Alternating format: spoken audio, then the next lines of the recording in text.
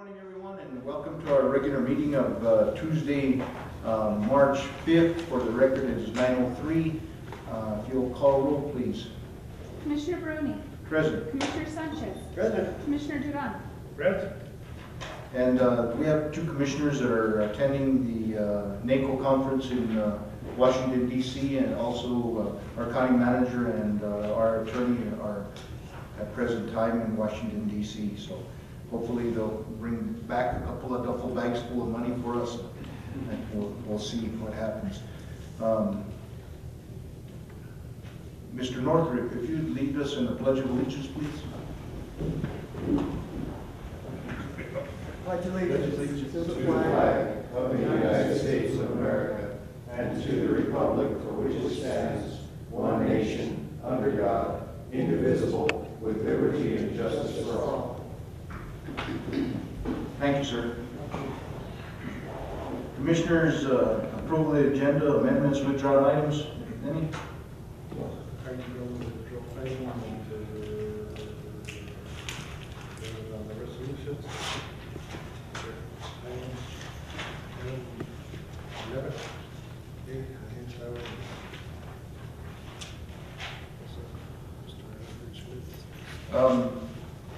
Mr. Bellis, item 11A, is that? Yes, Mr. Chairman, we're going to be withdrawing that item because the public notice requirement should have not been for the ordinance, but for the zoning ordinance requirement, and that required it to be published twice instead of once. We will accept that you did direct its publication before, so no further direction is necessary. We will take it off today's agenda and repost it when the satisfactory notice has been completed. Okay, so we'll amend the agenda to withdraw that item. Commissioners? Mr. Chairman, if I might, if we could add under presentations 7, we could add a C for Joseph Robb, Director of the Adult Detention Center, for accommodation to an officer. Okay. We have two amendments. Commissioners? We have a motion to approve. We have a second. Second. And a second. Call for the vote, please. Commissioner Sanchez. Yes. Commissioner Duran. Yes. Chairman Brody. Yes. So we'll go ahead. Citizens' concerns, discussion and consideration regarding the following. Citizens wishing to speak shall limit their comments to 5 minutes. No action will be taken. Is there anybody from the public that would like to make a comment? If so, please approach the podium, and if you'll state your name, and Anna will make sure that we don't go over our 5 minutes. Okay, thank you very much. I respect your time, and I'll be much less than 5 minutes. My name is Jeff Northrup, and I just want to address one issue, and that's it comes later on your agenda, and that's the Mother's Day concert at Yolanda Sanchez Park in May, and I believe DMC Broadcasting is asking for a donation of money and free use of the park, and they've had that for several years. The money the check that you've written for them, I think, tends to be between $6,000 and $8,000 a year, plus free use of that park, counting on the park. I think it's a mistake to have ever supported this event because it's a private, for-profit event, and it seems to do just fine by itself. I don't believe it brings much extra revenue into the town. I visited with many of the hotels and restaurants in the south part of the town right after the event ended last year, and there was one property, and that would be the Don Fernando Hotel, that said they regularly get visits, a lot of visitors into their hotel for that event.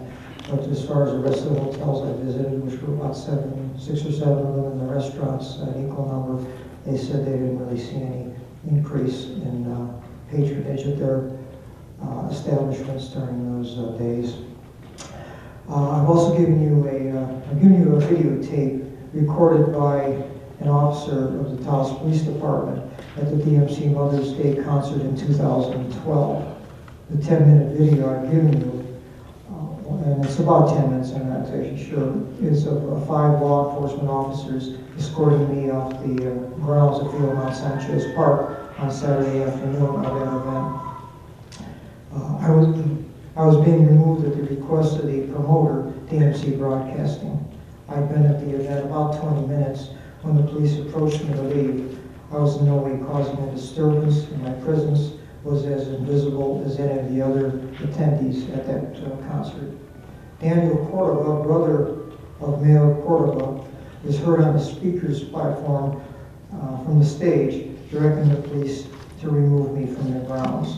He calls me a person who says his brother corrupts Mother's Day, which I do. He also says I want to destroy Mother's Day, which I don't. He further says that the event is for La Gente and La Raza. In other words, non-Hispanics are not welcome. After being taken off the grounds somewhat under protest and being pushed several times by the police because I didn't really feel like I'd been doing anything that required my removal, once I was taken off the grounds and out onto the sidewalk, I was warned that if I came back, I would be arrested. I don't see any reason for this event to be supported. I know you'll be under political pressure, you're trying to do your best to get along with the town of Taos in relations to the 911 dispatch, along with the annexation of the road out to the airport. And I appreciate the valiant efforts of you guys to try to get along with those people, and probably you feel that if you were to give Darren this money again, that would help soothe him. And if you don't give him the money, that will create more animus between you and him. So I understand the pressures you're under, but with or without the airport and the 911, there's no way you could, in good conscience, give this bigoted organization any kind of money. So it's your decision, but obviously I would vote against giving them anything for use of the park or a cash donation. Thank you. Thank you. And I think what's on the agenda today is just the use of the parks. Appreciate it. Thank you for the comments. Anybody else who would like to address? If seeing none, we'll go ahead and move on to our next item, and presentation, discussion, and decision regarding the following request for approval to transfer the gross receipt tax improvement funds to the Taos Municipal Schools. And Mr. Rob Weston. Oh, I'm sorry. I have one item before Mr. Weston that I missed. Minutes, discuss consideration and decision regarding the following: the February 5th, 2013 regular minutes. Commissioners. Someone to approve. And I'll go ahead and second. Any further discussion? Commissioner Sanchez? No, go ahead. Call for the vote. Commissioner Sanchez. I'll abstain, I was not in attendance. Commissioner Duran. Yes. Chairman Brody. Yes. So now we'll go ahead and on to the next one: presentation, discussion, consideration, and decision regarding the following: a request for approval to transfer the gross receipts tax improvement funds to the Taos Municipal Schools. Mr. Weston. Thank you, Chairman Brony, members of the Commission, and County Manager Archuleta. This is, my understanding, is the last step in this long process, and it's the request to transfer the gross receipts tax improvement funds to the Taos Municipal Schools. I believe that in your materials you have resolutions from the 4 major organizations involved in this process. And the money will go to our finance office for disbursement out to those 4 organizations, and then they will handle the disbursement of their portion of the funds to the charter schools and regular schools within their school districts. So I'm staying for any questions. Mr. Malone, I believe you reviewed this, and this is all legal and proper. That's correct, Mr. Chairman. Commissioners, Chairman. Commissioner Sanchez. Yes, Mr. Chairman, Commissioners. Mr. Weston, could you tell us what this monies are going to be, what they can be used for and what they cannot be used for? Okay. These monies are for maintenance and improvement of the facilities, is my understanding. They cannot be used for staff. We can't hire teachers with this money, or any staff members for that matter. This is just a matter of keeping the facilities in good shape. Chairman, also is, with the Cuesta schools and the Peñasco schools, will they also be getting these monies also, like Taos?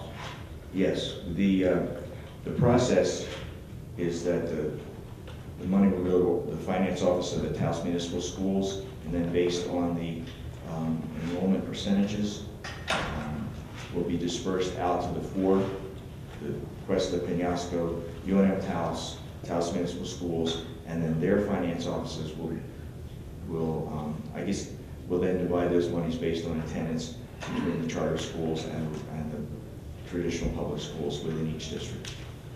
Thank you, Mr. West. Any further questions, commissioners? What is the wishes of the So board? moved to approve. Second. We have a motion and a second. Any further discussion?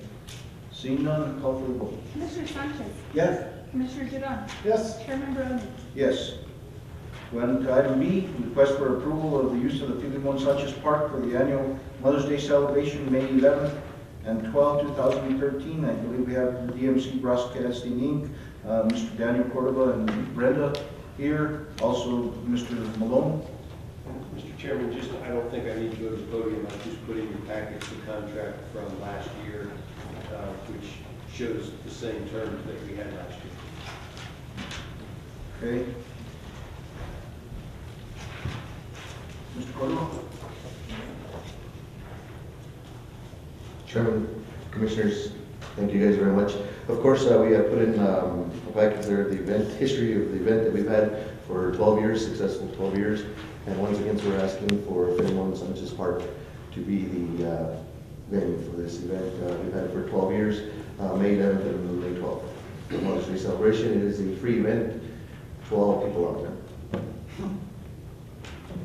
who support the event. Thank you. Commissioners?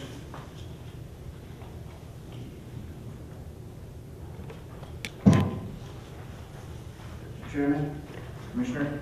Chairman, Commissioners, also, Daniel, thank you for being here, and also, I've attended these functions in the past, and I've got a lot of support from people coming out of state. It brings in a lot of revenues, is what I'm looking at. I think it's something keeping our northern New Mexico music alive. You know, I worked out in Colorado in the mine for many years, and I still get phone calls from these folks, you know, friends that I knew back there, that come down on an annual basis. And when I was working up there, I'd take a lot of this music up there, the cassettes back then, and sold it to those folks that they wanted to hear our music. It's very popular there. And I think we're very, for you folks that are in the music business, I always had that talent. If I started singing, probably people would think I'll run a different direction. But, you know, Mr. Chairman, I am in full support of this Mother's Day event. It is honoring our mothers, which is that's precious gift that we have, along with the fathers. And the ones that do have their mothers alive, I think this is something that we need to cherish. And I fully support it, Mr. Chairman, Commissioner Duran. Thank you. Thank you. Thank you, Commissioner. Mr. Malone, you prepared the contract, reviewed it, everything is legal and proper, and basically we're using the same contract that we used last year? That's correct, Mr. Chairman. It provides for, although there's no fee for the park itself, it provides for a damage deposit and for insurance coverage. And as to your knowledge, this is an event that has gone on that we haven't had any damage to the park? Or? In my tenure, we have not had damage to the past. Okay, thank you. Commissioners? I have a question. Go ahead, Mr. Commissioner. Chairman. The vendors that come in, who benefits?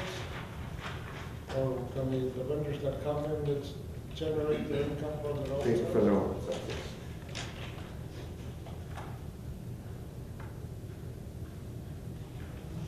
Anything else, Commissioners? So move for approval.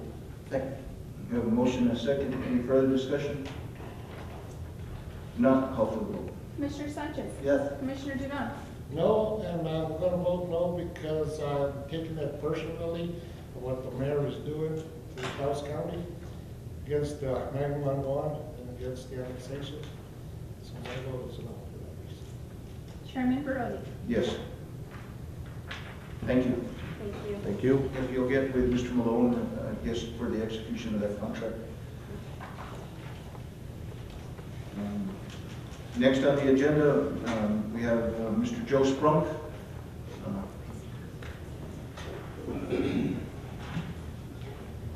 I believe we have some good things going on in Taos County.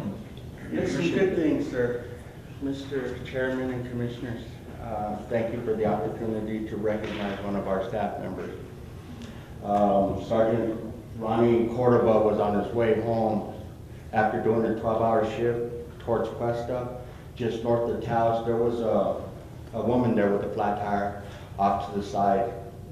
Ronnie assisted her in getting the tire fit where they can drive on it. Brought her back into town, took her back out, and the letter that she wrote was very complimentary. I think one of the statements that she made is, it's not out of the stretch of the imagination that he probably saved my life that night. So with that, we'll be recognizing Sergeant Ronnie Cordova for his act. Thank you.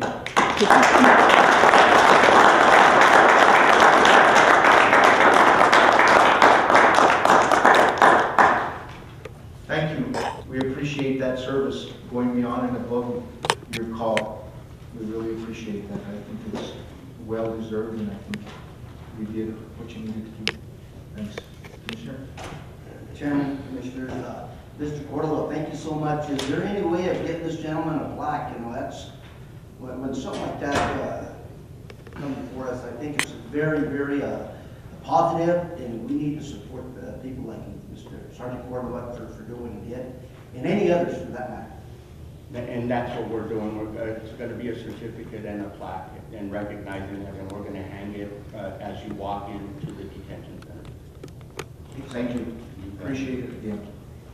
Mr. Chairman, if I might, while Mr. Sprunk is here, I think it should be noted that as many people are aware, because of the E911 discussions, we've had a lot of interaction with public safety departments in the other jurisdictions. And in every case, we did not solicit it, but the police chiefs, state police have made a point of asking that we bring back to the commission that Mr. Sprunk and his security officer have been outstanding. They have seen a dramatic increase in cooperation, in the level of security, and in the general overall operation of the program. And I thought that should be noted because it is one of our more difficult jobs, and it's often noted when we had failures there, but it seems we have a good success rate at this point in the eyes of the community. So, Again, thank you for your service, and thank you for stepping up to the plate, and your staff. Thanks again. Commissioners, anything else? No? We'll go ahead and move on to elected officials report, discussion, consideration, and decision regarding the following. Ms. Darlene Vigil, our county assessor. Good morning. Good morning, Mr. Chairman, Commissioners. Morning. Good morning to all. In brief, in the assessor's office, I'd like to go ahead and let you know what's taking place. We are currently preparing for the printing of the notices evaluation. And in our attempts in saving taxpayers' dollars, we have asked Property Tax Department Director for an approval to not print or mail individually the notices evaluation for Great Southwestern Land Company, who is the current owner of over 9,500 lots. We still have to send out a notice evaluation as by law we are required to do so, but the method we are going to use this year is to mail one notice evaluation with valuation and information as necessary, and we're going to attach a download of all properties that are listed under Great Southwestern, and so we'll still be in compliance. But what this does is it saves an estimated amount of monies in the amount of $3,500 to the taxpayer. So, once again, we'll still be in compliance, but it's another method in which we've been able to identify we can do this without sending individual NOVs to each, 9,500 times. So I also wanted to point out that this year the notice valuation, I know I've talked briefly on this matter in the past, but I want to remind everyone here that the notices evaluation are going to look slightly different, and that is this year statutorily we are required to note or to indicate what the estimated taxes will be for 2013. And this, of course, is in attempts to prepare the property owner for what their taxes might be. Now, obviously, at this time, we don't have a current tax rate, so we're using last year's tax rate, this year's value, and giving them coming up with an estimated amount of taxes. We believe this will be helpful, and it's our hopes, anyways, that property owners can prepare. And also, if they see a big difference, because it will show last year's taxes in comparison to this year's, so they might be able to identify a potential problem, which could certainly help us in the big picture with protest. Moving on, I'd like to also give you an update on personal property. As you are aware, we mailed over 2,600 courtesy letters to all identified business owners. The letter was our attempt, and it was a courtesy letter because there's not a statute that requires us to send out a letter, but we sent out this letter to inform property, or in this particular case, business owners, that they are required to report to the assessor's office any personal property that they are using, that they are depreciating federally to the assessor's office. And so we, unfortunately, I have to say it's not been as large of a turnout as I was hoping, but let me give you the numbers. Thus far, of the total 3,083 businesses we have identified, 972 have reported. 487 reported no depreciation. 54 are indicating they are out of business. 24 businesses were identified as not being in Taos. 407 reported federally depreciating. And so overall, we've seen an increase of about 300 versus last year. I don't have the valuation part component yet to share with you, and that is because we are currently processing these reports, or the information, excuse me. And so as soon as we have those numbers, we'll share with you what does that mean in the way of additional values, or is it an increase, a decrease, what are we looking at? Okay, so that's it on personal property. Moving on to the legislative bills that are out there, and there are many that are that in some form or fashion are going to affect property owners. And for the most part, what we're seeing is positive, bills out there. There's one that I'd like to discuss, and I'm not going to say that it's not positive, but I'd like to share the important points, and that is House Bill 521, which is an attempt to address tax lightning. As you are aware, tax lightning has been a big concern for many, many years. And so House Bill 521, once again, is an attempt to do that. These are the main points. It is we have to understand it's a living document as it's constantly changing. And it's already, I think there's 2 amendments that I'm aware of. And I've been told that there's potential additional amendments coming before this is going to be all said and done. And so right now what we're looking at is this would benefit long-term homeowners. Anyone who has owned their property, it has to be owner-occupied by the same New Mexico resident for 10 years, and they will receive an additional 5% decrease in value. If they are a 20-year owner-occupied resident, New Mexico resident, they will receive a 10% decrease of value. The annual residential cap, which we are currently allowed to raise the value no more than 3% per year, will change to 5%.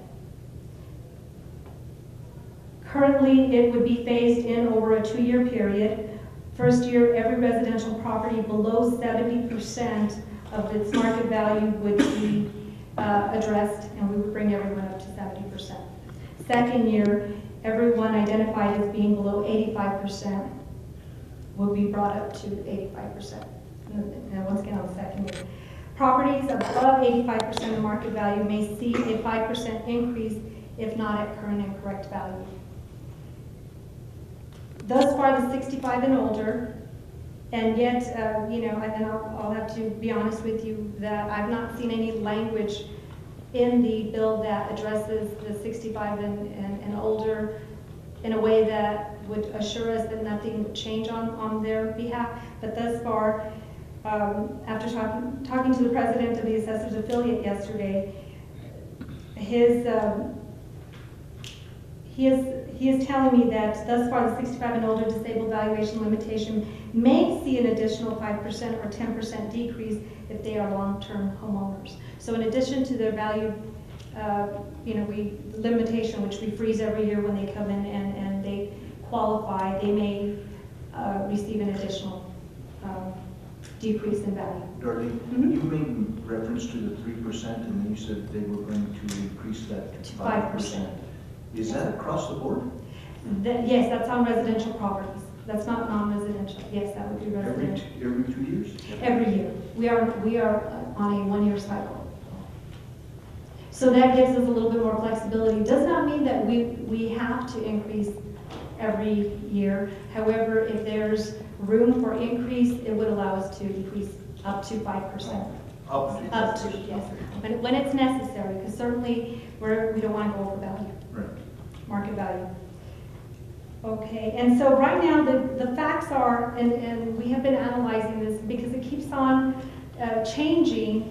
It's been quite difficult to identify whether this is in the best interest of Taos County. However, these are some of the facts that are going to help us decide this. Hopefully real soon here. Residential properties identified are approximately 19,600. Taos County, of those 19,600, 14,803 are Taos County property owners. Thus far, applied head of family, this is the only way we can identify owner-occupied is by head of family at this time. And thus far, we have 6,545 residential property owners that have applied and are receiving the head of family exemption. We have identified that there are 1,659 residential properties below 70%. And we've identified 1,728 residential properties below 85%, which includes those below 70%. Okay? And so what does this mean to Taos County? And certainly when we analyze bills, that's what we try to determine. Is this a good thing? Is this going to be good for Taos County in general? And right now, we do know that a decrease in valuation increases the tax rate. It may suppress tax lightning, and we do know for a fact that it does not include new construction, meaning new construction will go at full market value instantly. So, to be honest with you, I'm not fully convinced that this proposed bill is in the best interest of Taos County, and more so because it's really difficult because it continues to change, and so therefore it makes it really difficult for us to identify. But we will continue to analyze it. We'll keep you informed. It is moving fairly quickly as time is running out, and so these are the challenges. And I say challenges because we're trying to identify, or trying to come up with a way to identify the 10-year and the 5-year, 10 and 20-year property owners. So I stand for questions at this time. Commissioners? Chairman, this is Darlene. I just want to take time to thank you for you and your staff. You were up in Cuesta here a while back. Yes. And heard a lot of positives on that. Another question Very I've well. got for you, Darlene, is veterans. How are they on their veterans exempt? Are they, I'm sure lots of them know about this, and is there any other veterans that aren't aware of it? Mr. Chairman, Commissioner Sanchez, veterans we're very grateful to them. We all know that. They take every opportunity to come in and apply for the exemptions. However, I cannot tell you if every veteran out there is coming in and doing so.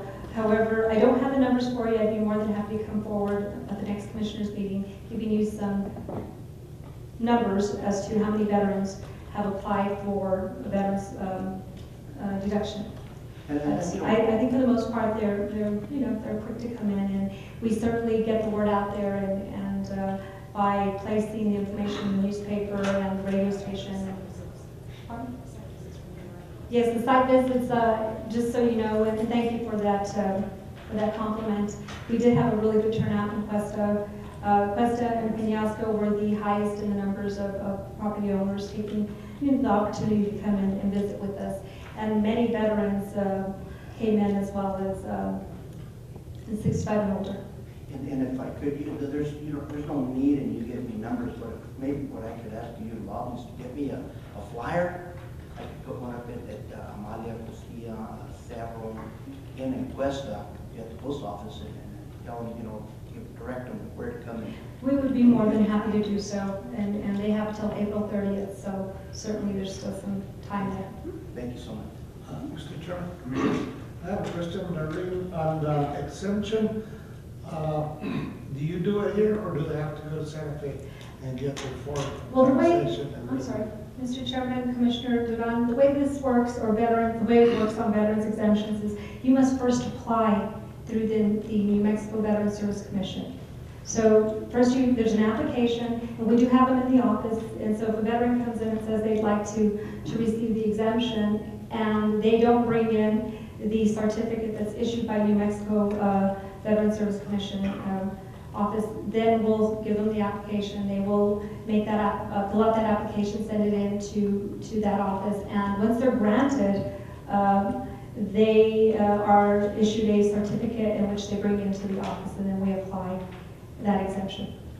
let me ask this, on the form that I got from taxation and revenue, when I run out of, when they do my deduction, then what, I can come and apply at your office? No, Mr. Chairman, Commissioner Dudon, the way that works is once you come into the assessor's office and it's applied to your property, the exemption is granted, you do not need to reapply. It reapplies itself. However, it's been customary that veterans come in every year and we sign it.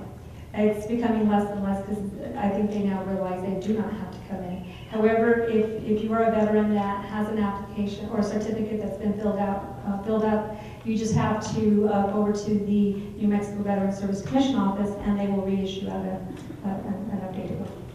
But you will not, lose that exemption by no means. Okay, Bobby has some additional information to share. I'd like to point out as well, Chairman and Commissioners, that when someone qualifies for a disabled veteran, meaning that they have 100% tax exempt on their primary home, in addition to up to 5 acres of their property, they also qualify for the veterans exemption. The regular one as well. So if someone's disabled, they actually have both of those.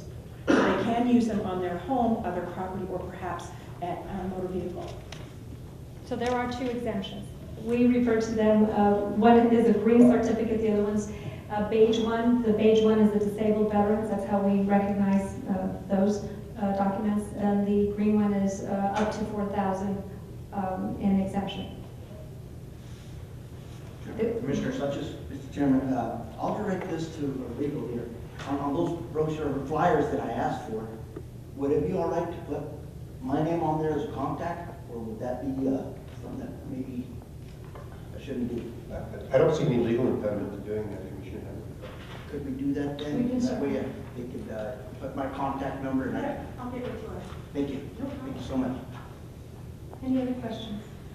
I don't believe so. You'll keep us abreast on how this is moving forward as far as that tax lightning bill? That is correct. So if we need to help you, Yes. if it's not in favor of Taos County, we can help squash it or whatever we need to do. Thank you. Appreciate that. Now I'd like to go ahead and Nick, is there anything I forgot that you would like me to add to that? Still on the disabled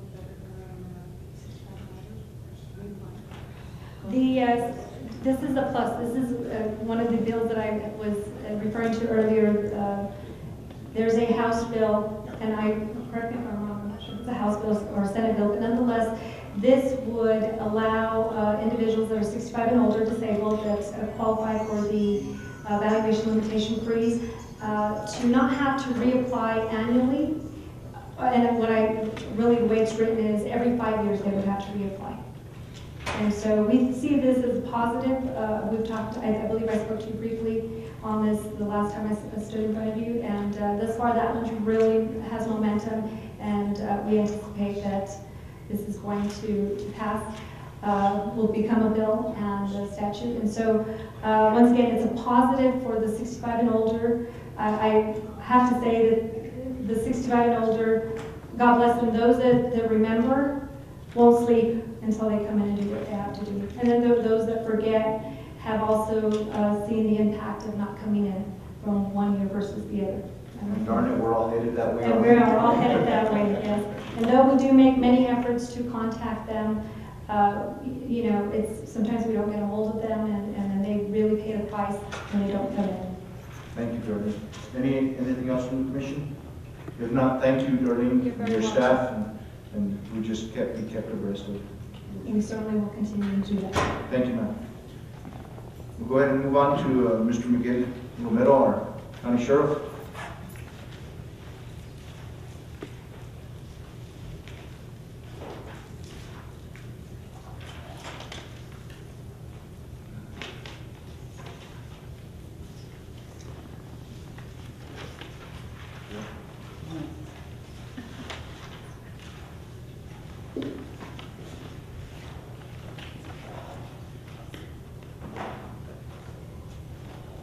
Mr. Chairman, Commissioners,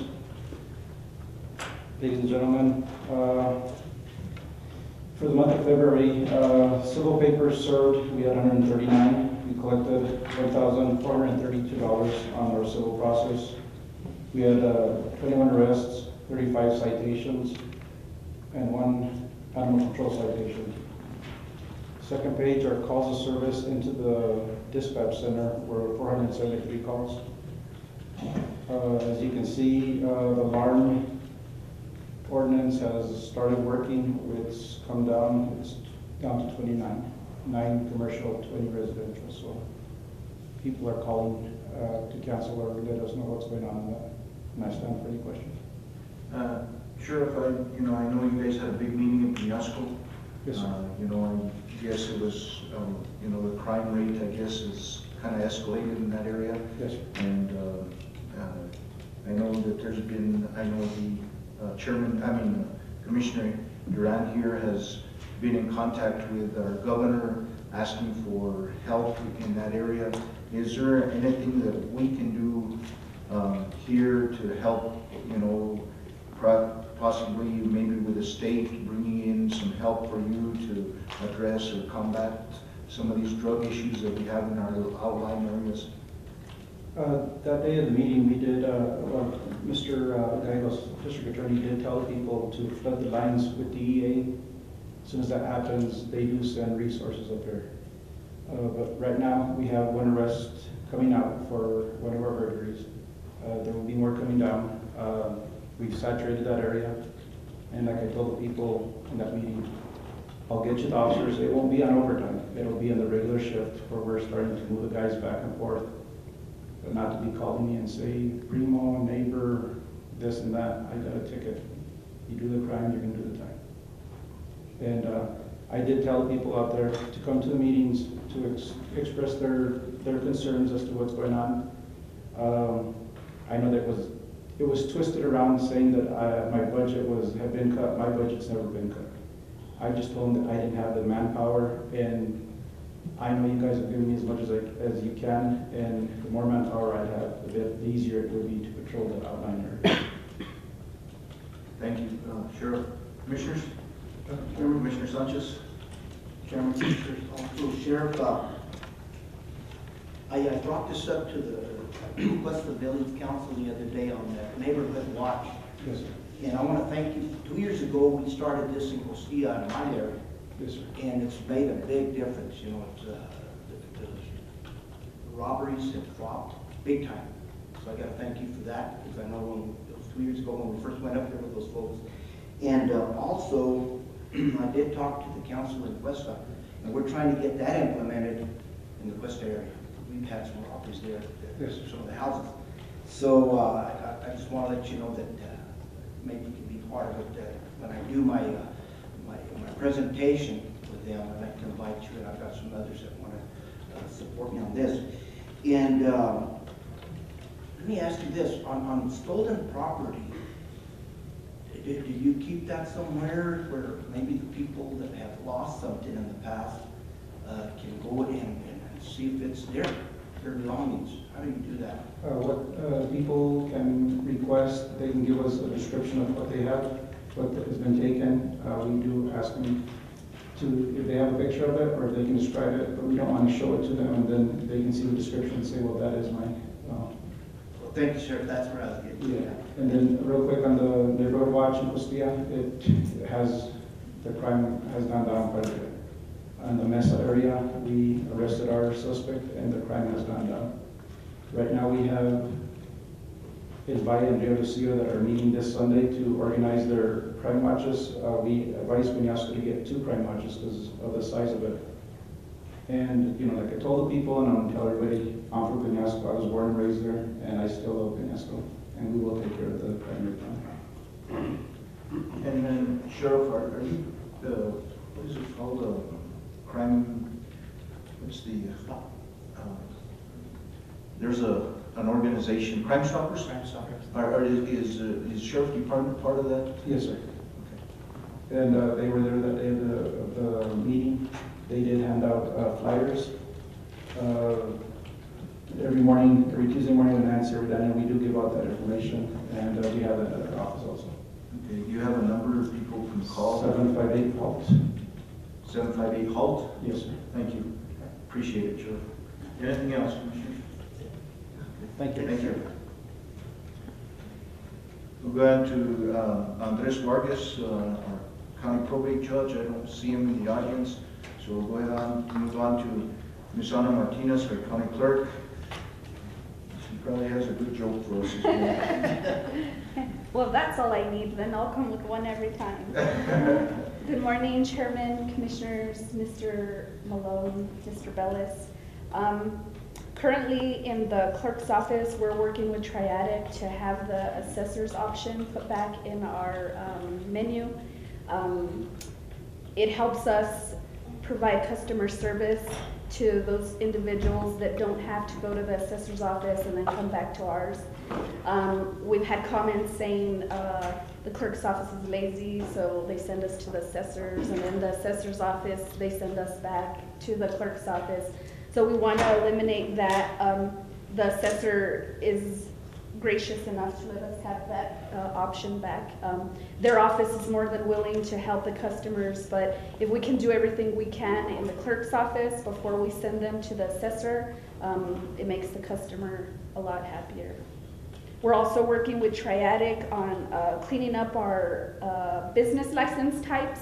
I was asked to do a report a couple weeks ago on business licenses and noticed that there's a lot of errors in the types of businesses that are being inserted. And so we're working with Triadic to clean that up, to put one type of business because sometimes in the options there's food vendor with 2 different types of codes, so we can clean that up and make it easier to use. In the Bureau of Elections, right now we're posting credit for the school board election that we just had. It was a successful election. I want to thank the staff for stepping up and working as a team on that. We just had interviews for elections coordinator yesterday, so we had some great candidates, so we'll be making that decision within the next couple of days. We've had some changes in the office. I'd like to introduce our new transcriber, Tammy Sandoval. She was part of the clerk's office before. She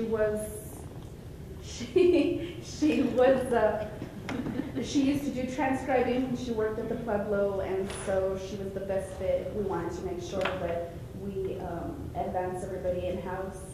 And so Elena Struck, she's also new to the clerk's family. She was a temporary employee. We've made her permanent now. Jack Acosta, everybody knows Jack. He was in the Bureau of Elections. We've moved him back to the clerk's office. He's really knowledgeable on that side, and so I think that we can utilize him better there. Valerie will still be doing the housing board meeting minutes. We'll be traveling to the BIPO conference March 25th through the 28th, Valerie and myself, and I stand for questions. Well, we want to welcome your new person there. She got to hardly see her. I know.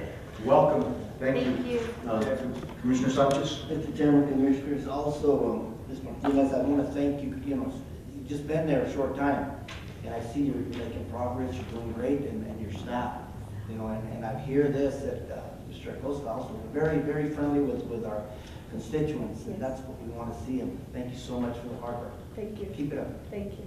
And are you all staffed up now? I mean, you have all your positions filled? or- After elections coordinator, we'll have to hire election specialist, which was where Jack was formerly, and then we'll be full staffed. Okay, is that coming soon? It is coming soon. It'll come that way. They're getting trained together at the same time. Okay, good. All right, anything else from the commission? No, Thank you. Thank you. Thank Appreciate it. Okay, we'll go on to item 9, County Manager's Report and Matters, Discussion, Consideration, Decision regarding the following. Notice of termination of the JPA with the Town of Taos. Mr. Bellis, will you be taking this on? Or? Yes, I will. Mr. Chairman, if I could, I'd like to report from up here. Please. The Town of Taos has served a notice to the partners of JPA we participate in for E911 and combined dispatch that they will be terminating service no later than 1 year from now, which will be March 1st, 2014. Based on other discussions we have had, we believe that the facility that's currently housing the staff has a asbestos problem and some other difficulties. And anticipate that they will be relocating their staff from the dispatch to Espanola, and discussions between the town and Rio Arriba County continue this time.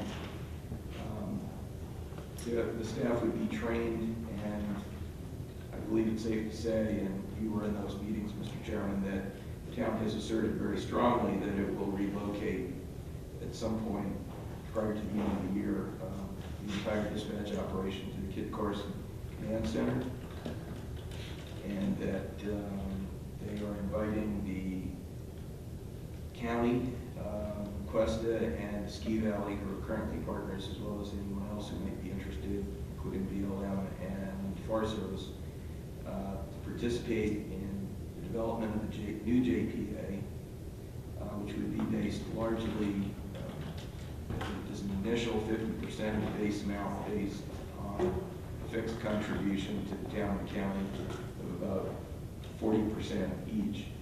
And the balance would be based on calls, and we've gone over the numbers before. They seem very determined to stay with that formula to reduce their obligation. They're also on the agenda for the 12th, entering into the directed staff to bring back to them a final copy of the lease between Kit Carson and the town, not the partners of JPA, because they feel that they need to move ahead, whether there is agreement or not. They have, however, kept that open for others to participate. They've also asked us to review that lease, the latest copy of which we received Thursday. And they requested that Mr. Chairman, you, under your authority as Chairman of the Florida County Commissioners, place an announcement for a special meeting on the 11th that would give the County Commissioners a final opportunity to take action or refuse action on the lease, on the JPA, on an agreement to participate with the town in the move or an alternative, and then also any final modifications or offers we might have in regards to requesting that they not annex Highway 68 and 64 north of the town limits. Mr. Chairman. Commissioner? You stated that their building has visitors. I mean, is that a true fact? Or I think former Councilman Sanchez said he had gone over to the building and there ain't nothing wrong with it. Are they just doing this just to move in with Kit Carson, or who's checking this out? I just want to take that with me. And Commissioner, in their last meeting that we attended at the, actually their last council meeting, there was a number of us that attended, myself, Commissioner Blankenhorn, Mr. Bellis, and I think our county manager was there too. And they claim to have they actually hired somebody to do a study, but the final results were not in. So at this point, I still don't know that the results and what they're claiming is factual. Again, hopefully that they will, if they do have something in their hands showing that there is asbestos or mold or whatever they're claiming, that we can get a copy of that. We did request that. We haven't received it as of yet that I know of, but they did supposedly hire somebody to do the testing. And who, do you know who? I don't know what the company's name was, but again, Commissioner, for the right price, somebody can tell you whatever you want to know. But Commissioner, are we going to get a second opinion on it? That's a possibility too. One of the things that I did want to let the commission know, Mr. Bellis did allude to the Forest Service. I did take it on and ask for a meeting with the Forest, the BLM, and the town did have their presence there. We did meet with the Forest Service and BLM and ask them about their interest in their dispatch actually moving. Basically right now they're doing a study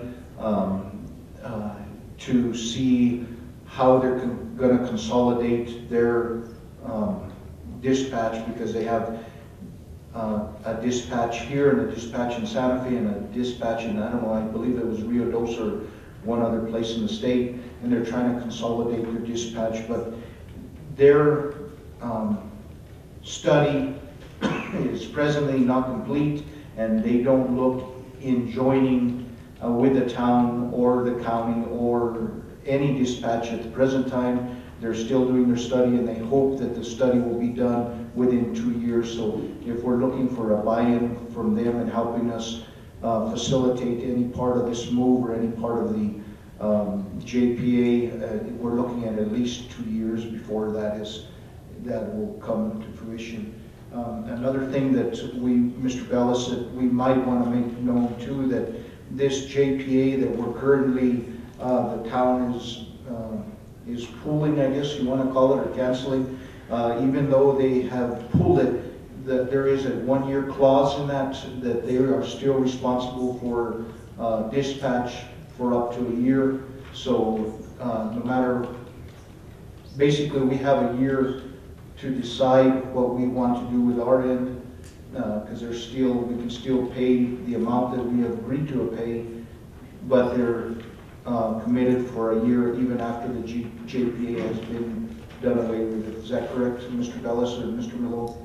Mr. Chairman, just to make that clear, the notice that they gave us is termination of the JPA in a year. So it's not terminating now. The 1-year requirement, it will terminate for a year from those. And so they do have those obligations for the rest of the year. Okay, that means Cuesta, the Ski Valley and the Pueblo also. Correct, Mr. Chairman. Okay. So, with that said, Commissioners, I know that we are trying to be good neighbors. We are trying to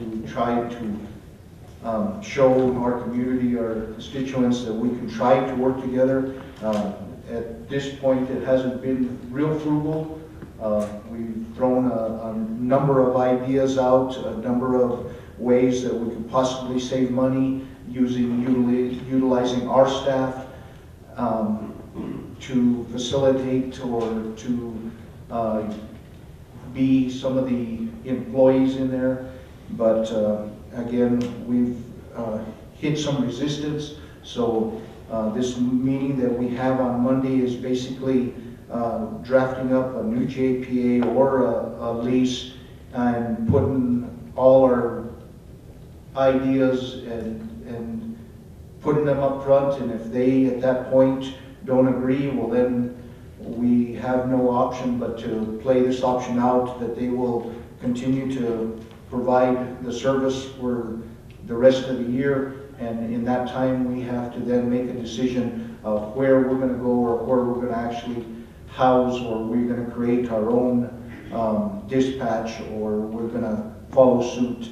I know the budgetary constraints that we have are in the possibilities of $400,000, and we don't have that. And our constituents, as I've listened to each one of you, you know, basically what you're telling or is being said that presently that particular building was built. It was built with the direction from our predecessors asking that it was a good idea, but nobody really knew what it would cost to move in there. And it's being paid for by all our utility bills in the county. And for us to then in turn have to pass a GRT or a tax now to help fund the situation for us to move in there is kind of ludicrous. I think as you guys have all seen, we don't want to do that. We can't afford to do that. It's being paid by our electric bills and our propane bills, and it should be made available to us, and hopefully we can work out an agreement with the town to move this whole process forward. If it's in the... Go ahead, Commissioner. This JPA started 1 year and ends 1 year. Why is it? I thought it ran from January to January. Why is it now it's being cut off in March? It's not, Commissioner. It's from the day that they actually made it legal, which was their last meeting.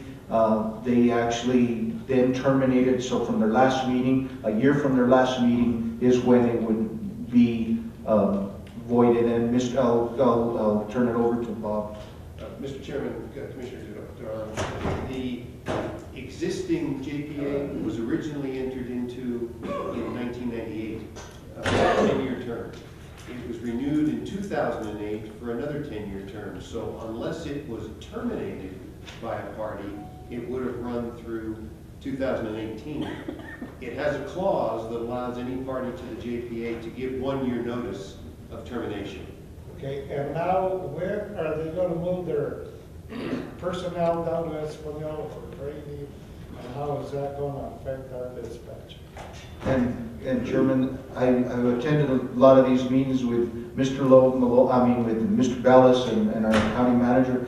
Right now, there's no agreement with Espanola or Rio Arriba, so we don't even know that that's going to happen.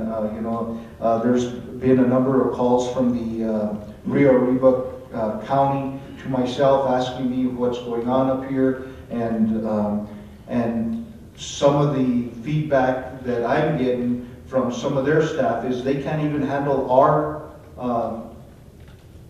dispatch. How are they going to handle yours? So it is concerning the health, safety, and welfare of our county could be jeopardized by doing this. So, at this time, Commissioner, I don't know how to address that because it's in the town's court at the present time because of the JPA. So, Mr. Bellis, can you add anything more to that?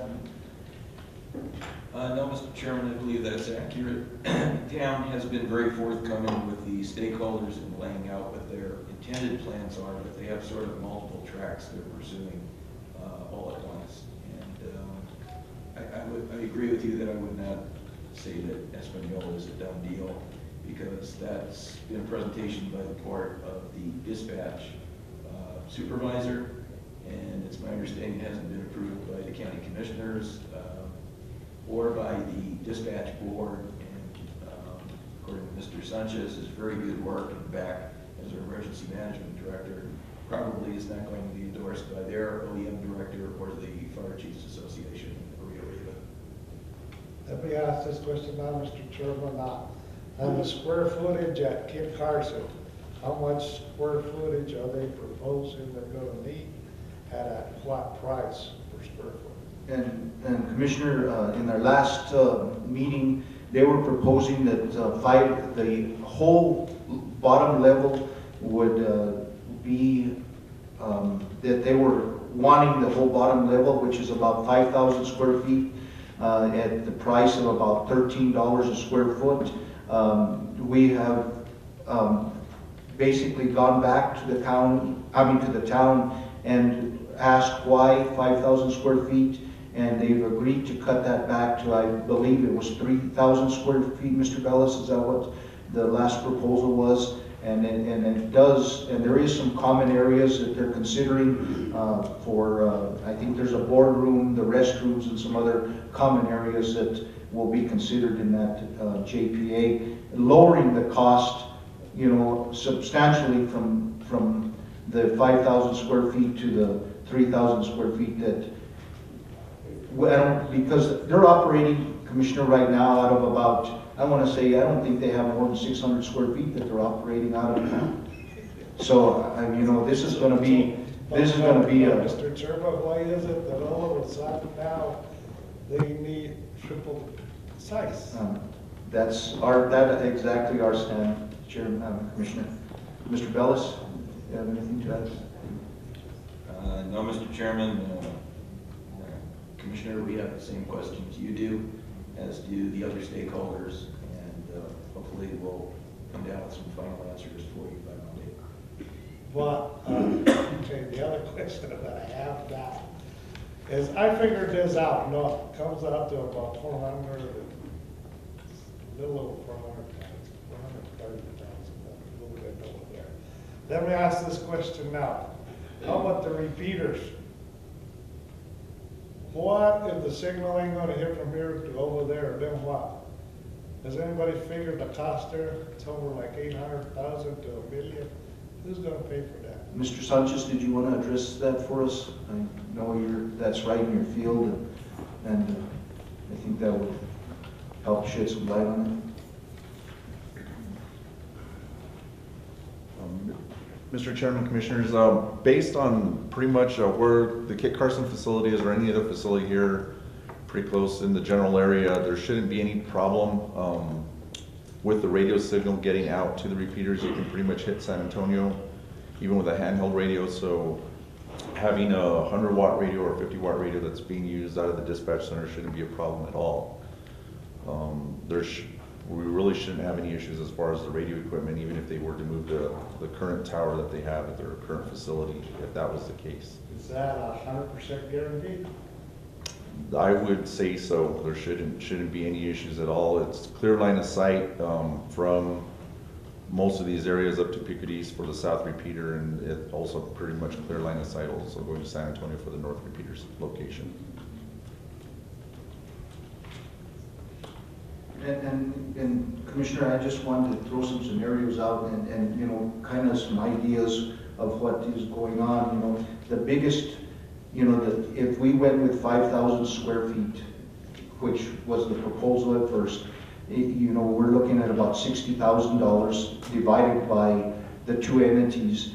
Again, the town is suggesting that we go on a 70-30 split, the way I understand. You know, because of the call volume. In that case, then why don't we move it to our own planning department? I agree with you. If the county's going to be paying 70 and they're going to be paying 30, you know, I don't see no gain on this.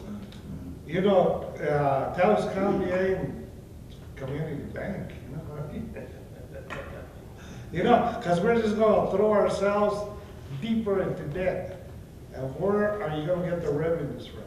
You know, what's going to happen? The only way you can work this out, you lay off people. That's the bottom line. And I think, Commissioner, one of the biggest expenses that we were looking at is when they brought this whole idea to us is they thought that was underfunded, the whole department was underfunded, and that they needed to hire more staff to better facilitate this, and we have, as you have agreed to, put some options to them, and these are all good options. I hope the town considers these options, because it would be a savings to our budget, it will be a savings to their budget. But again, if the town has the idea that they want to play hardball and it's their way or no way, I think we need to also take that stand that we need to, we don't have the budget, and we need to move forward in a different manner. So, but I hope, with all this said, that we as commissioners, as them as councilors, can come together on an agreement to be united in how this moves forward. I don't see right now that that's working that way, but hopefully at the end of the day, we can say we work together, we've come out with an agreement, and here's the agreement, and I hope everybody's satisfied, because it's for the betterment of our constituents, it's the better life, health, and safety of our community. So with that said, Commissioners? I only want to say one more point. No, the thing about it is the town ain't willing to work with the county. The town is just going to shove it down our throat. That's all they're going to do. Commissioner Sanchez? Mr. Chairman, Commissioner, also, I believe we got to be a good neighbor, and I think Commissioner Durant's brought up the point. We've got a building back here that can be utilized. I think it's in good shape. And also talking to the mayor last night, she's got a concern. We're out in the rural areas out there. We've got a mine at my district. We need to work together, see how we can iron this problem out, see if we can better it. And also another concern I have, if it does go to this money, what's it going to cost? That's a lot of money that we and can be handled. I think we need to really sit down and invite, like you said earlier, we've got to bring in the Taos Valley and Weston and sit down and this is serious. We need to really work at it and take care of our constituents. So I think we just not try to be the bullies. Let's work together and work in a positive way so we can help our people. Thank you, Chairman. Mr. Sanchez, did you have anything to add? No. Mr. Bellis? No, Mr. Chairman. Just that with your consent, we will schedule that special meeting for Monday. Okay. Let me ask this about Monday. Last time that we had a work study, for me, it was just a waste of time. What is this going to bring out on Monday? And what? And basically, Commissioner, the staff will be preparing a JPA and a lease, basically showing that we're operating in good faith, whether we approve it or they approve it. It'll at least show that we are operating in good faith and made an offer and trying to negotiate this. And if it doesn't happen, it doesn't happen, and we basically fall back on this JPA that gives us 1 year to facilitate some kind of agreement, or move into our own building or find other options. Mr. Sanchez?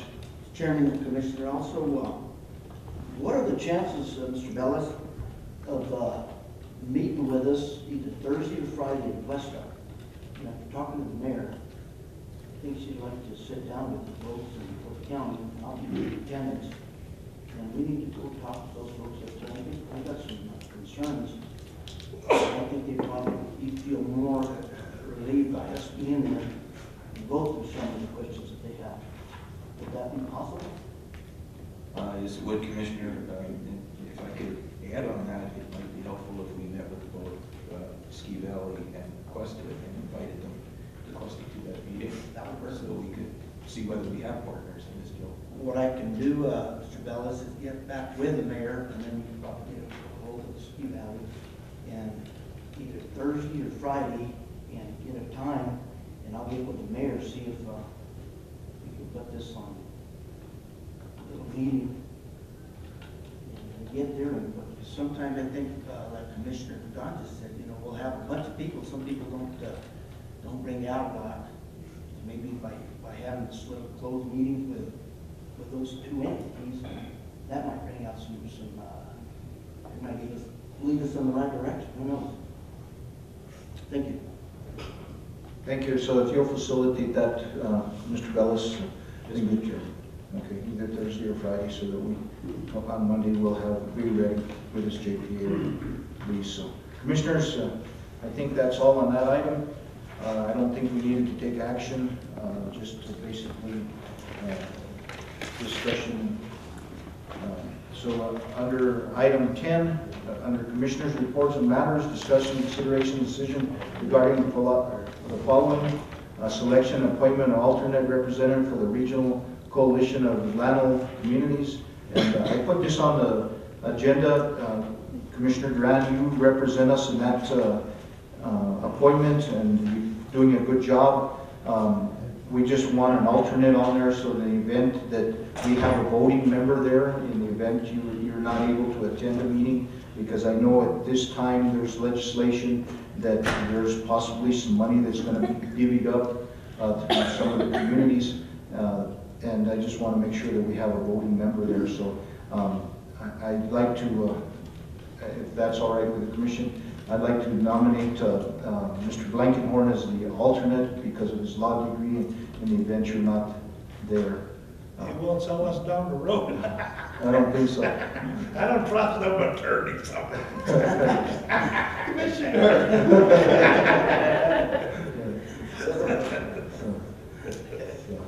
I just think we just need, you know, an alternate, you know, in the event you're not there. Now we have a motion and a second. Any further discussion? Not call for the vote. Commissioner Sanchez? Yes. Commissioner Duran? Yes. Chairman Barone? Yes. So then move on to item B, calendar for the month of March. Okay. Go ahead, Commissioner. Let's see. Was there a reason why we had this on the agenda, Mr. Bellis? Mr. Chairman, I think it was included after the last meeting under the anticipation we might need to schedule a special meeting. So if you just penciled in for Monday the 11th at 9 o'clock, that special meeting. And I will advise everyone upon Commissioner Sanchez's notice when the request will be for those that want to attend. Okay. So that special meeting will be 9 o'clock and has already been posted or noted or whatever? It will be posted as soon as we get out of here. Okay. Commissioner? Yes, Mr. Chairman. Also, I'd like to add, if I could, we had scheduled a mine tour with Chevron Mining, and that's going to be taking place on the 21st, on a Thursday, and that'll be 10 a.m. in the morning. And I included, I believe there's 4 commissioners, the manager, and our county attorney. For that, so we could make note of that. It probably have to be noted because there's more than, or posted because there's more than 3 commissioners. So, Right. Mr. Bellis, would that make sure that that would get done? We will do that. Okay. Thank you, Commissioner. Commissioner, Mr. Chairman, under, oh, you're done with that. Under other? Yeah. Go ahead. Yeah, I forgot to put this on, but I just remembered this. I don't know whether it be the assessor or the treasurer. You know, if the town does go with this annexation, I'd like to know how much money the county's out to lose. I got the formulas here, and I know which 3 entities participate, which will be El Prado Water and Sanitation, Taos Pueblo, and the town. And I'd like to know by next meeting if we can. You know, I don't know which one it falls under, But if you can give us a report of what the county's up to loose. We'll certainly look at it together. Okay, I got the paper right here. You can make a copy of it. We have. Do you? Oh, okay. All right, yeah. Thank you. Okay, Mr. Chairman. Thank you. If we can get that back to us, we appreciate it. Okay, so then we'll go on to resolutions and ordinance, discussion, consideration, and decision regarding the following. Item B, number 2013-3, an ordinance amending ordinance 2005-8, Taos County subdivision regulations to require that all property taxes be current on any property for which a subdivision application is submitted. Mr. Bellis, Deputy County Manager.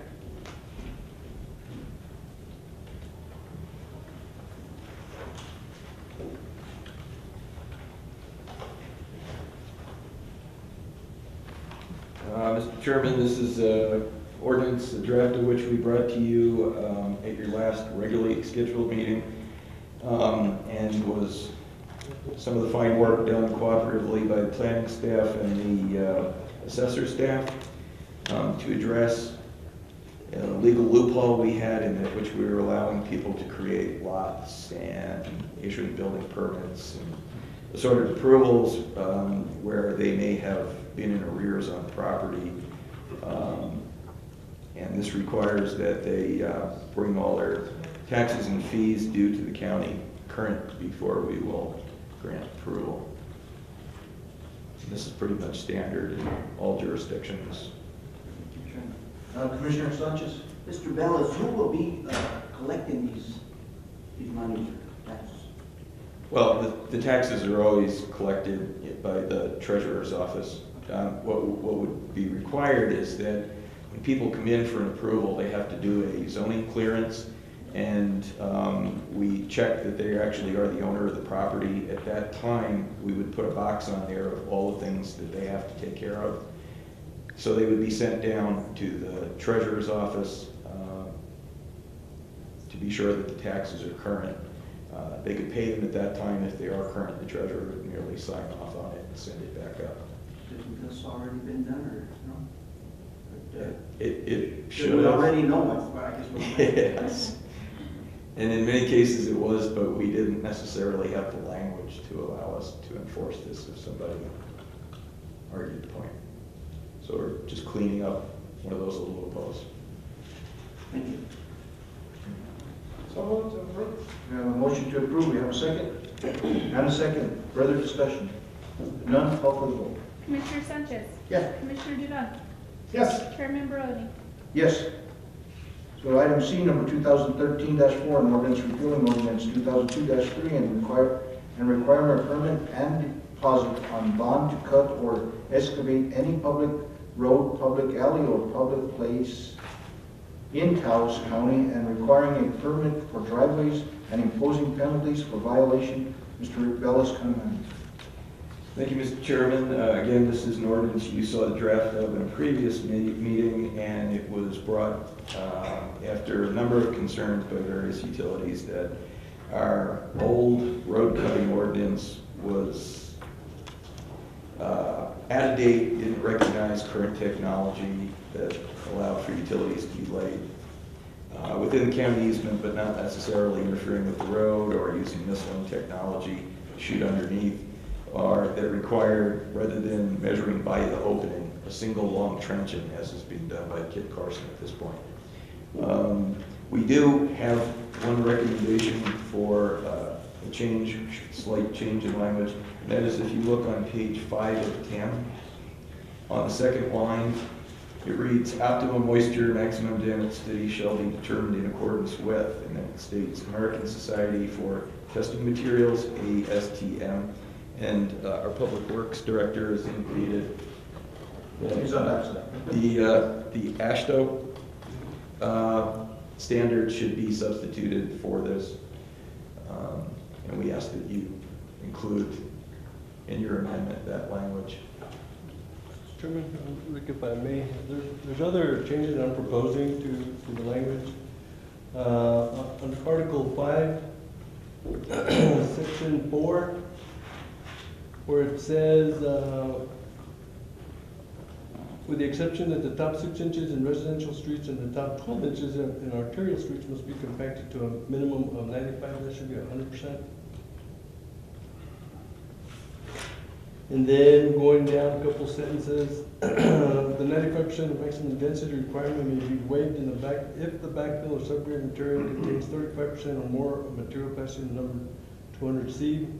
That should be stricken and replaced with, for soils with a plasticity index of 15 or greater, ensure the moisture content of the soil at the time of compaction is from optimum moisture to 4 percentage points greater than the optimum level. And then also, after that is replaced, as you go down, the moisture content of the backfill material at the time of compaction must not exceed the optimum by more than 5%, no less than the optimum by more than 5%.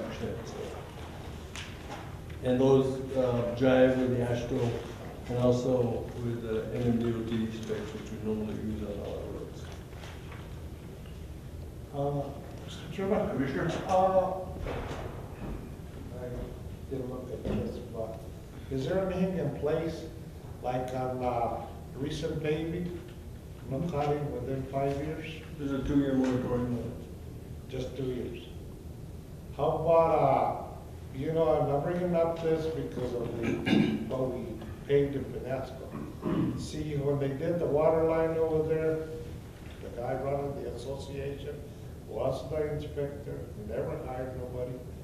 So they put all kinds of boulders on the water line. The water line runs underneath the county road. Now they're having major issues, no? Yeah, lines are breaking up because he was the engineer that decided to throw boulders in there, you know what I mean? But, you know, I would like to see something in this ordinance. You know, if they're gonna cut, which they probably have to end up cutting, but, you know, that we propose that at least 1/10 of a mile put in them, you know, so we can protect ourselves. You know, because if they're gonna go and cut it, and then they're just gonna patch it in the old way, you know, it's no use in us paving the road. So I am proposing that they, you know, on new paved roads, that the bond should be at least 20,000. This way, whatever they cut, they go back and they do it with a lay-down machine, so it stays the way it was. And Commissioner, you're just proposing this on newly paved roads? Yeah, because if we don't protect ourselves, well, you know, this is gonna happen. And Mr. Bellis, is there a way we can write this in? Yes, actually, Mr. Chairman, Commissioner, you can add any language you want at this time. The original language that was changed was to address the bonding requirements, and Mr. Chavez is using this as an opportunity to also update some of the other language, so if there's any area you feel it's been a weakness, we can address it at this time. Yeah, because sooner or later it'll happen, you know what I mean? And that's the only way we can protect ourselves, you know? And this is all on newly paved roads. Mr. Bellis, with this coming up and the language that Mr. Chavez has presented to us, is this something that needs to be adopted today, or can you make your changes, bring it back even on our Monday meeting for adoption? Given that this is an ordinance, Mr. Chairman, we would just ask that you continue the matter so that we don't have to re-advertise. Continue it? Continuation until the time, specific time next meeting. So if you would make that motion, And so there'll be a continuation on ordinance 2003, Monday, or the next Yes. meeting? To Monday. Okay. And we will bring you the language you're asking for. And then adjust the language that Mr. Chavez has. And Mr. Chavez. Okay. We have a motion and a second. Call for the vote. Commissioner Sanchez? Yes. Commissioner Duran? Yes. Chairman Bruno? Yes. Thank you. Mr. Chair. Commissioner Sanchez? Sure. We have a motion for a 5-minute break. We have a second. Second. Call for the vote. Commissioner Sanchez. Yeah. Commissioner Duran. Yes. Chairman Barone. Yes, I didn't mean to be a slave driver.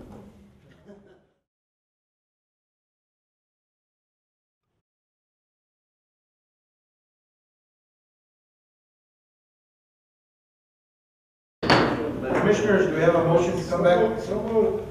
Second. And a second, call for the vote. Commissioner Sanchez. Yes. Yes. Commissioner Sanchez. Yes. Commissioner Duran. Yes. Chairman Barone. Yes.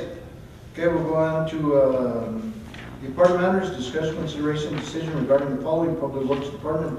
Mr. Rick Chavez, Public Works Director, Taos County participation in New Mexico .LGRF program. Thank you, Mr. Chairman, Commissioners. This is a continuation or result of your work study that we had last, I believe it was last week. And I've included that letter again that I included in the material last time to show what it is that we have to submit. In the beginning, this is actually asking that, or saying that we want to participate. So the first letter is saying that we want to participate, that you certify that the money's going to be used on public roads, public and county roads for the public good. So that's the first letter, which will be signed by either the county manager, the deputy, and the chairman of the commission. And then, as was discussed in the work study, the roads that were identified. District 4 is the Ototo, District 5 Piedmont, and below that is kind of like a justification which they asked for in the letter, saying why would we feel a need to improve those roads. And I want you to take note of the scope of the work. In this case, for these roads, it is blading and shaping and pavement rehabilitation improvements of various county roads. This is kind of general in nature, and it covers a lot of treatments for road surfaces. So in this case, in the case of Biototo, it would be base course. In the case of Piedmont, it would be paving. So that scope of work covers both of those. And also they asked for maps, and that's included in the next page. This is intended to show you Toto. And then the next one shows Piedmont.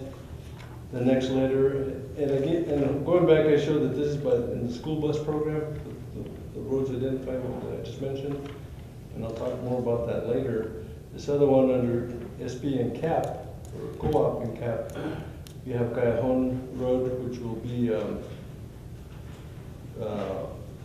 designed. So if you look at that scope, it says planning, right-of-way acquisition, and design development. Mr. Chairman. Rick, can we also include the scope of work that you included on the Ototo and Piedmont Road?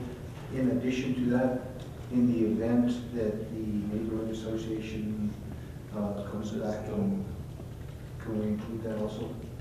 So it kind of broadens the... We can. I'm just thinking to myself how I'm going to word that, but yes, sir, we can certainly do that. Okay, if we could, I think it would benefit.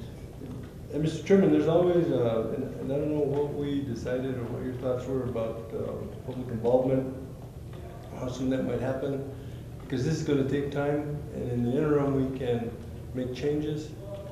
So we can present it both ways, and then zero on it when it's ready for the cooperative agreements to be issued. Okay, Mr. Chairman, then the next page is a photo or an aerial photo of that road. In the next letter, which again identifies, in this case, SP and CAP, we have the Road and in District 2, and their blade and shaping and pavement rehabilitation improvements of American County roads. I think that in the case of Abregado, because it's 1.9 miles, that a double penetration would be something to try. And the double penetration is, right now they're going about $80,000 a mile, depending on the availability of chips locally.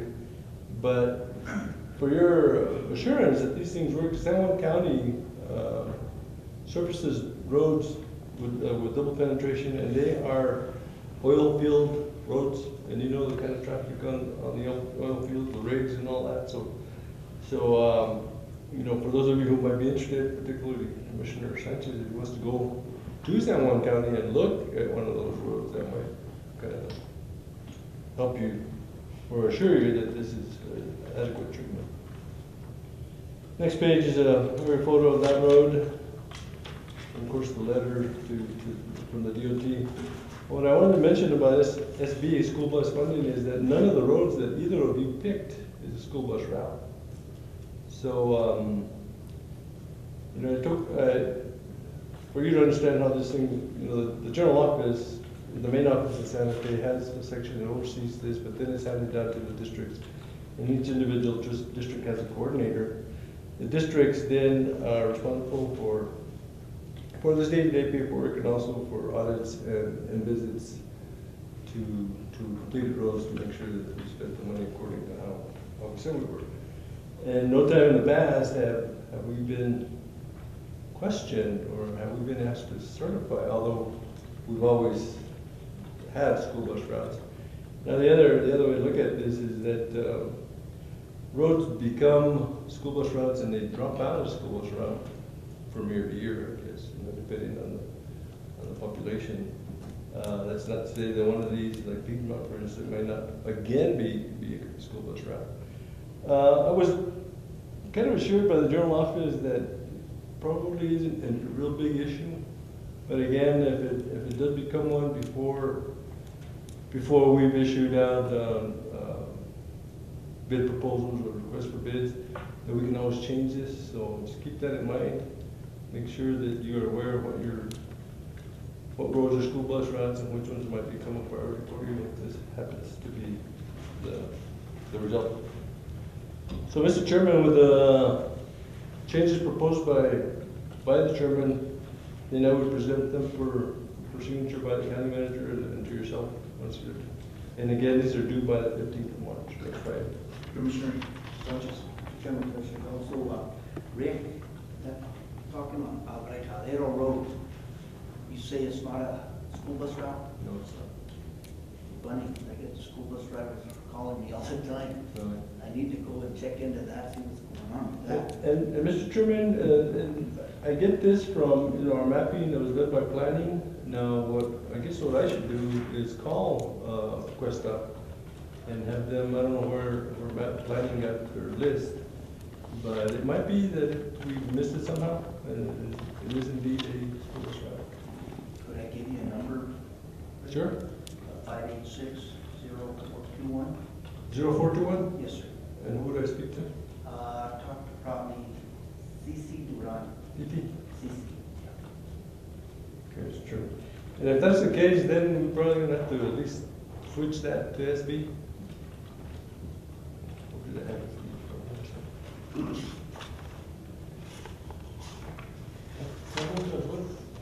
We have a motion to approve. We have a second. Second discussion.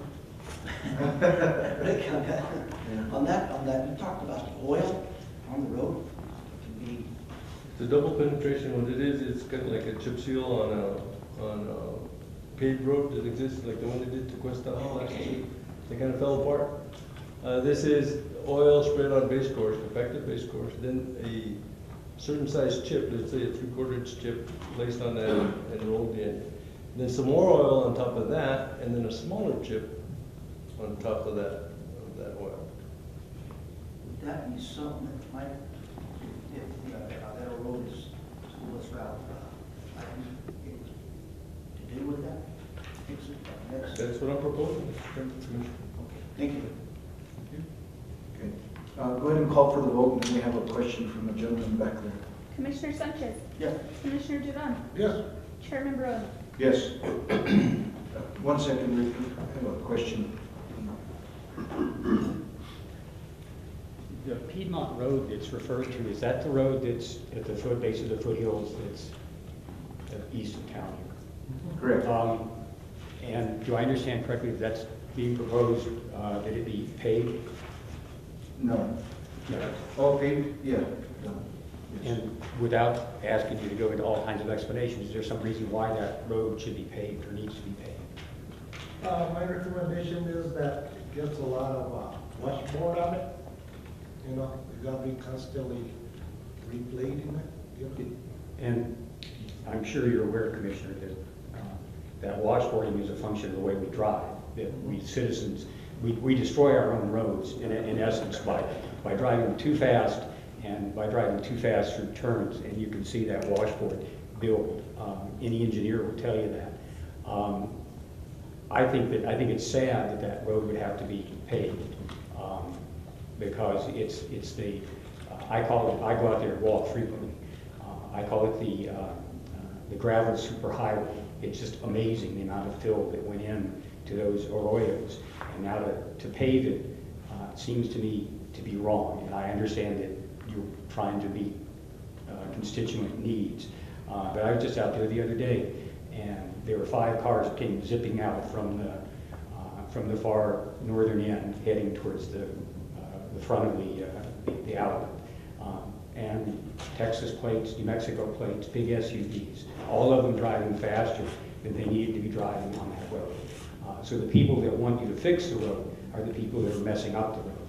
And then when they get paved and you get runoff, you get all kinds of other problems. I wonder how you're going to deal with the sharp embankments there that fall off into the arroyo in terms of curb and gutter. I mean, you're just going to put a top on it, but those are just some concerns of somebody who lives in the community who's worried about paving all of our roads when what you want is the water to percolate into the ground.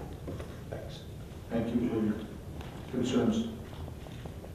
Okay, we'll go ahead and move on to Road Bureau Committee recommendations for George Torres Road in Llano Quemado, Los Cordobas Plaza Road, Los Cordobas, Anaya Lane, Ranchitos, and Gutierrez Road, Ranchitos Frescas Road in El Prado. Mr. Chairman, Commissioners, this is coming back to you after being tabled at the previous meeting. Part of the reason for tabling is that Commissioners from 4 and 3 were asking what kind of considerations were made in making the recommendations made by the Road Bureau Committee.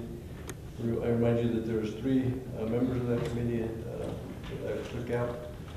And the request for those considerations, I was asked to put together factors that road bureaus in the future should look at to make the determinations or the recommendations they're making to you.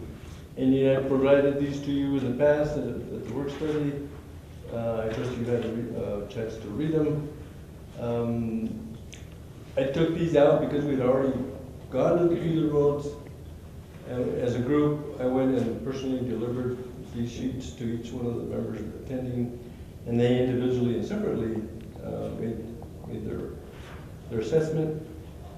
If you've had a chance to look at them, you'll see that they're very similar. All of them almost are identical, and they still support the recommendation made to you previously. So if I may, I'll go through them one at a time. The first one is George Torres Road, and the recommendation was to adopt it. This is the answers to the assessments. 16-foot wide. There's allows two-way traffic. There's not a lot of vegetation that we have to worry about in the future. There's roadside drainage in places, but not all. There are 2 right-angle curves, and not extremely sharp as compared maybe to others or to asbestos. So, are there any questions about this form or their answers to these various factors? And Mr. Chavez, your recommendation was to adopt. Yes, sir. Now, do we still have to clear that the road is title to the road? Mr. Chairman, we have never done this. Okay, that's just a question. We most of the time we go by prescription, Okay. prescriptive rights. Okay, Mr. Rick, you said 16-foot wide, no? 16 foot, yes, Mr. Chairman. Is there any room for donation? Mr. Chairman, we don't, of course, I did not approach anybody, the local landowners about that. There are There are two curves, you know, that would make sense perhaps to straighten those out a bit. Traffic volumes, traffic speeds are very minimal, so I don't in this case see any need to pursue that.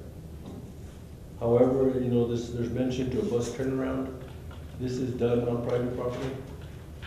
You know, it's outside the road, it's kind of a turnaround in there. And that's allowed by the, actually I think the bus driver is married to the landowner, so. Mr. Chairman, shall we go road by road and, Please. without you, deciding to take the recommendation or not? Mr. Chairman, if I could just interrupt for 1 second. Unfortunately, I'm going to have to leave here to testify on our bill HB 554 in Santa Fe. So Mr. Malone will take over. Thank you. Thank you. Mr. Chairman, Commissioners, the next road is an abandonment. This is Los Cordos Plaza Road. As you may recall from previous discussions, this had been deleted in the past, not erroneously, but not under state statute, so it was reopened as a county road, a portion of it, and then it was brought forward to the Road Bureau Committee. Their recommendation was to abandon that portion of Los Cordos Plaza. And it is 12 foot wide, it's 1,300, remember.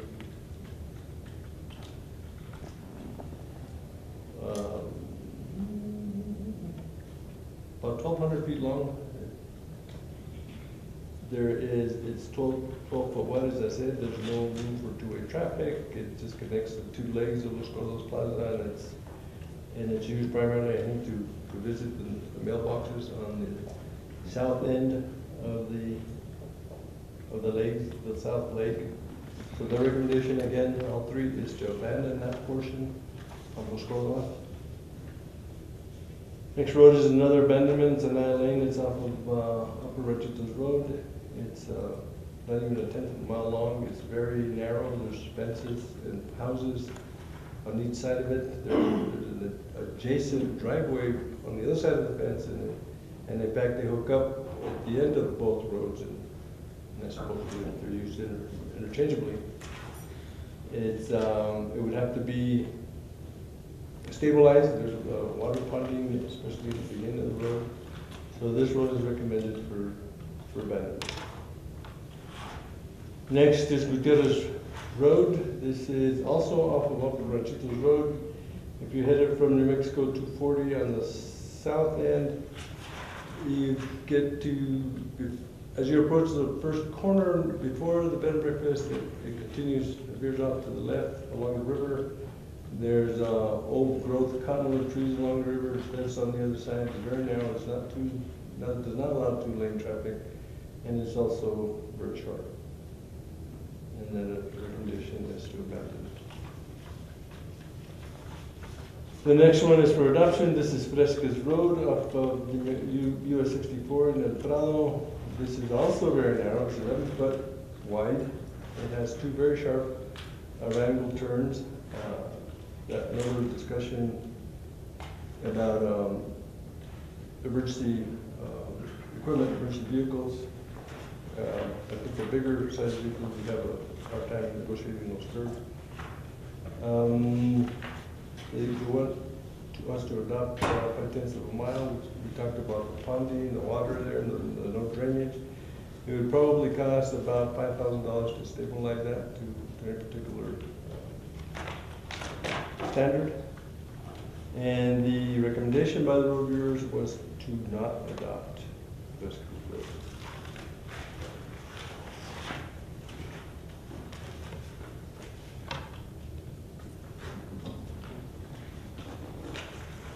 So commissioners, what is the pleasure to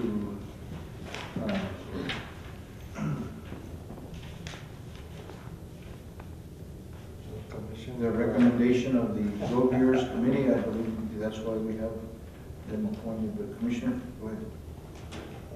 Commissioner, I've always stated my point, you know, we're gonna adopt one, we're gonna have to adopt all of them, you know. Right now, we don't even have money to start bringing in material or whatever. My recommendation is not to adopt that. And Mr. Chavez, was there just a recommendation to adopt one of them? Is that correct? And that's the recommendation of the Road Users Committee? Yes, Mr. Commissioner Sanchez? Which one is the one? George Torres. George Torres Road. The rest of them were either abandonment or not for adoption. None of them were approved by the Road Users Committee. And is that correct? That is the protocol that we've been using, Bob? Yes, and Mr. Chairman, I think because of the separate roads and the possibility of separate votes, we need to take a separate vote on each one. Okay. And basically, we're either adopting the road bureau's recommendation or not, correct? Okay, commissioners, as we go through, let's go to the George Torres Road in Llano Quemado. Mr. Commissioner, but I just state a point. Go ahead. You know, because I don't know how the vote's gonna go, but you know, if Road Bureau Committee decided to adopt it, well, why go with 16? Go back and say, hey, you people are willing to give us here 2-3 feet on each side? You know what I mean? Because there ain't no use to going out there and adopting a 16-foot road where you can't even put bar ditches or lane material, right? You know?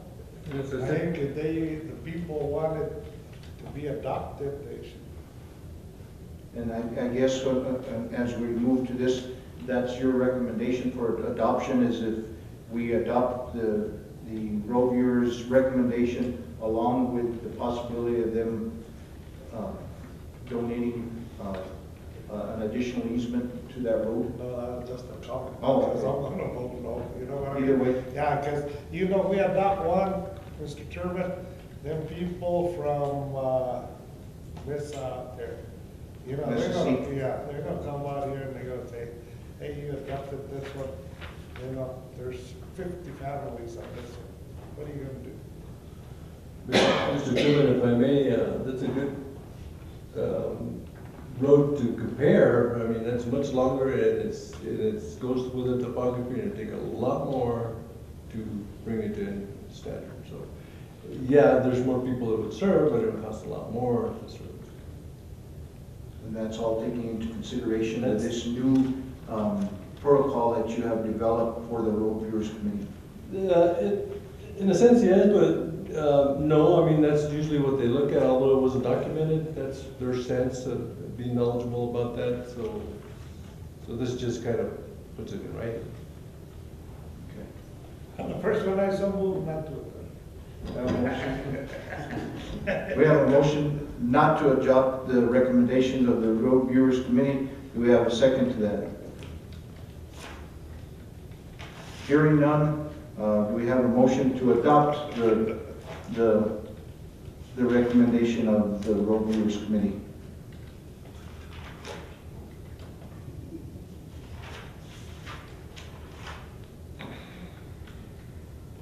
I'll go with the motion that Commissioner Duran just made.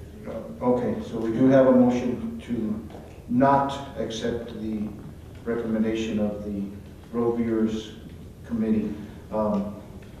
We have a motion and a second. Call for the vote. Commissioner Sanchez? Yes. Commissioner Duran? Yes. Chairman Brody? No. So then we go ahead on to Los Cordobas Plaza Road, Los Cordobas. Commissioners, do we have a recommendation to accept or not accept the Road Bureau's, I guess the Road Bureau's Committee made a motion to abandon this particular portion of road. I believe it's abandoned at this point? No, sir. It's not? No, we opened it back up because we had closed it without following the road bureau statute. Okay. So, Commissioners? So moved to go with the Road Bureau's recommendation. We have a motion to adopt the road viewers' recommendation on this road. Do we have a second? I'll go ahead and second. Any further discussion? Not, call for the vote. Commissioner Sanchez. Yes. Commissioner Duran. Yes. Chairman Bruni. Yes. Anaya Lane and Ranchitos, the recommendation, Mr. Chavez was To abandon. to abandon. That's a recommendation of the Road Viewers Committee. Commissioners, so move to adopt the recommendation of the Road Viewers Committee. And a second, call for the vote. Commissioner Sanchez. Yes. Commissioner Duran. Yes. Chairman Bruni. Yes. Gutierrez Road and Ranchitos, the recommendation of the Road Viewers Committee was To abandon. to abandon. Commissioners, So what? we have a motion to accept the recommendation of the Road Viewers Committee. Do we have a second? And a second. Call for the vote. Commissioner Sanchez. Yes. Commissioner Duran. Yes. Chairman Bruni. Yes. Frescas Road in El Prado, Mr. Chavez, the recommendation was The recommendation by the road viewer was not to adopt this. not to adopt. Commissioners, so move to approve the recommendation of the Road Viewers Committee. Do we have a second? And a second. Call for the vote. Commissioner Sanchez. Yes. Commissioner Duran. Yes. Chairman Bruni. Yes. Thank you, Mr. Chairman. Thank you. So we go on to item B, construction management. Mr. Rick Sanchez, construction administrator, a discussion of proposal for engineering services or diagnose heating and cooling issues. Mr. Sanchez. Chairman, Commissioners, what you guys have in your packet is a proposal from an engineering firm that I've contacted to act as our third-party representative in evaluating the issues that we're having with overall heating, but fundamentally the heating and cooling in the detention areas. Both the contractor and the design teams have been working with us and together, but there are still some disagreements as to what's going on. And I really feel that having a third-party professional that'll help evaluate both the design and the execution of the work will help us clarify what's going on. And like I said, both the design team and the contractor have been working together. There's some things that have been repaired. There's some things that are in dispute, and there's some things now that will be worked on now that it's warming up. But not being a licensed engineer, I can check calculations and everything, but I can't really tell the design team, this is wrong, that's wrong. As a general contractor, I'm familiar with these kinds of systems and have a lot of experience with it, and I have some ideas, but I'm not a mechanical contractor, I'm a general contractor. Like I said, both the design team and the general contractors have been working to resolve our issues, but I really think we need an outside person to look at. It's not his design, it's not his work. It's just something I think we need to do to make the whole complex run more efficiently. Mr. Sanchez, how will this be paid for, and is this an expense that can be recapped? My proposal is to pay for it out of the construction budget monies as part of testing for the facility. Whether we can get reimbursed, that I don't know. That's something that legal will have to address. Mr. Chairman? Commissioner? Mr. Malone? Yeah. Let me, two things. One, in terms of recapping it, it's something that we can put on the table. There's no guarantee that it'll be recapped. I want to add that I fully support, from the legal department's perspective, I fully support Mr. Sanchez's request because it would also be very important to us in the litigation that's pending. I don't want to go into the details of that in an open hearing, but I do want the commission to know that we support that as well. The amount involved, I think, is, the estimate is slightly less than $10,000. This was not something that required commission approval, but Steve Archuleta, the county manager, wanted to let you know that the county was contemplating hiring somebody. Let me ask this question, Mr. Chairman. This is,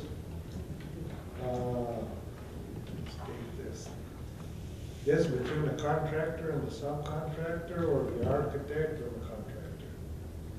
This particular person, Chairman and Commissioner, would be hired by us. No. But the problem is, who's blaming who? Well, contractor is saying it's done per plan, design team, architect is saying there's some things not done per plan and it should be this way. Okay, hold on. Okay. Then, time limitation, what that is over and done with? I'm sorry. Between the contractor and the architect? We have preserved this issue prior to the one-year warranty, so this issue is still current and needs to be resolved. It's not past where anything can be done. But, then why is it that we want to hire the third party?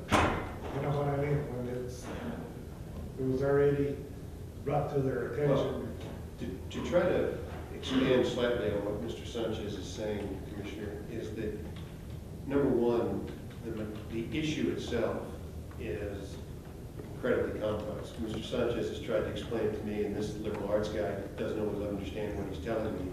But there's no agreement between the contractor and the architect about exactly what the problem is. And we feel like we need somebody that is objective and doesn't have a stake in it, who can tell us what the problem really is, so we can evaluate which of those two parties, or maybe both of them, we need to be looking to. We don't have the ability right now on our own, through Mr. Sanchez, to figure that out.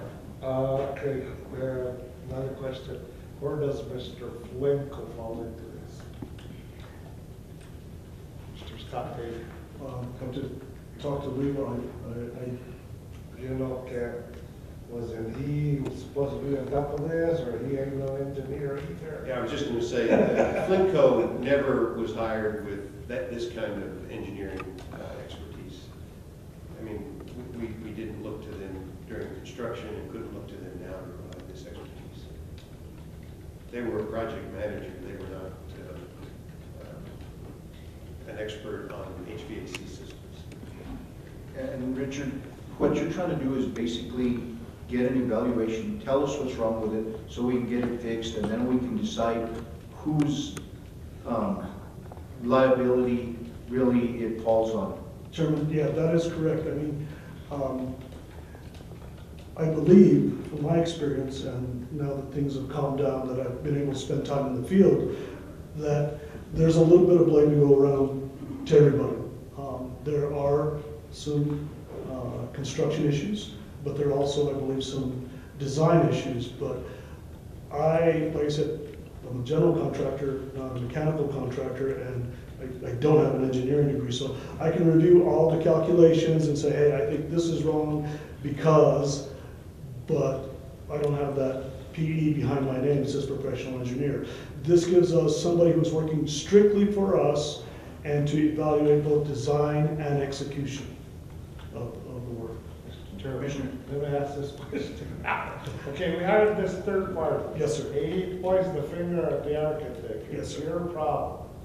Then, what much, tell me, can we collect our money back? Or is the architect gonna say, no, I don't believe in his opinion? You know, because, you know, what I'm looking at is I don't wanna throw money out the window, you know what I mean?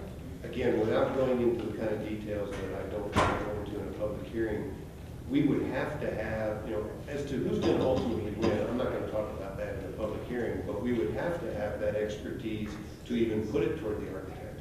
We have to have that kind of expertise on our side to have a reasonable chance of shifting that burden to the architect. Does that answer your question, Commissioner? Not really, but I know where you're coming from. In other words, we're gonna throw $10,000 out the window.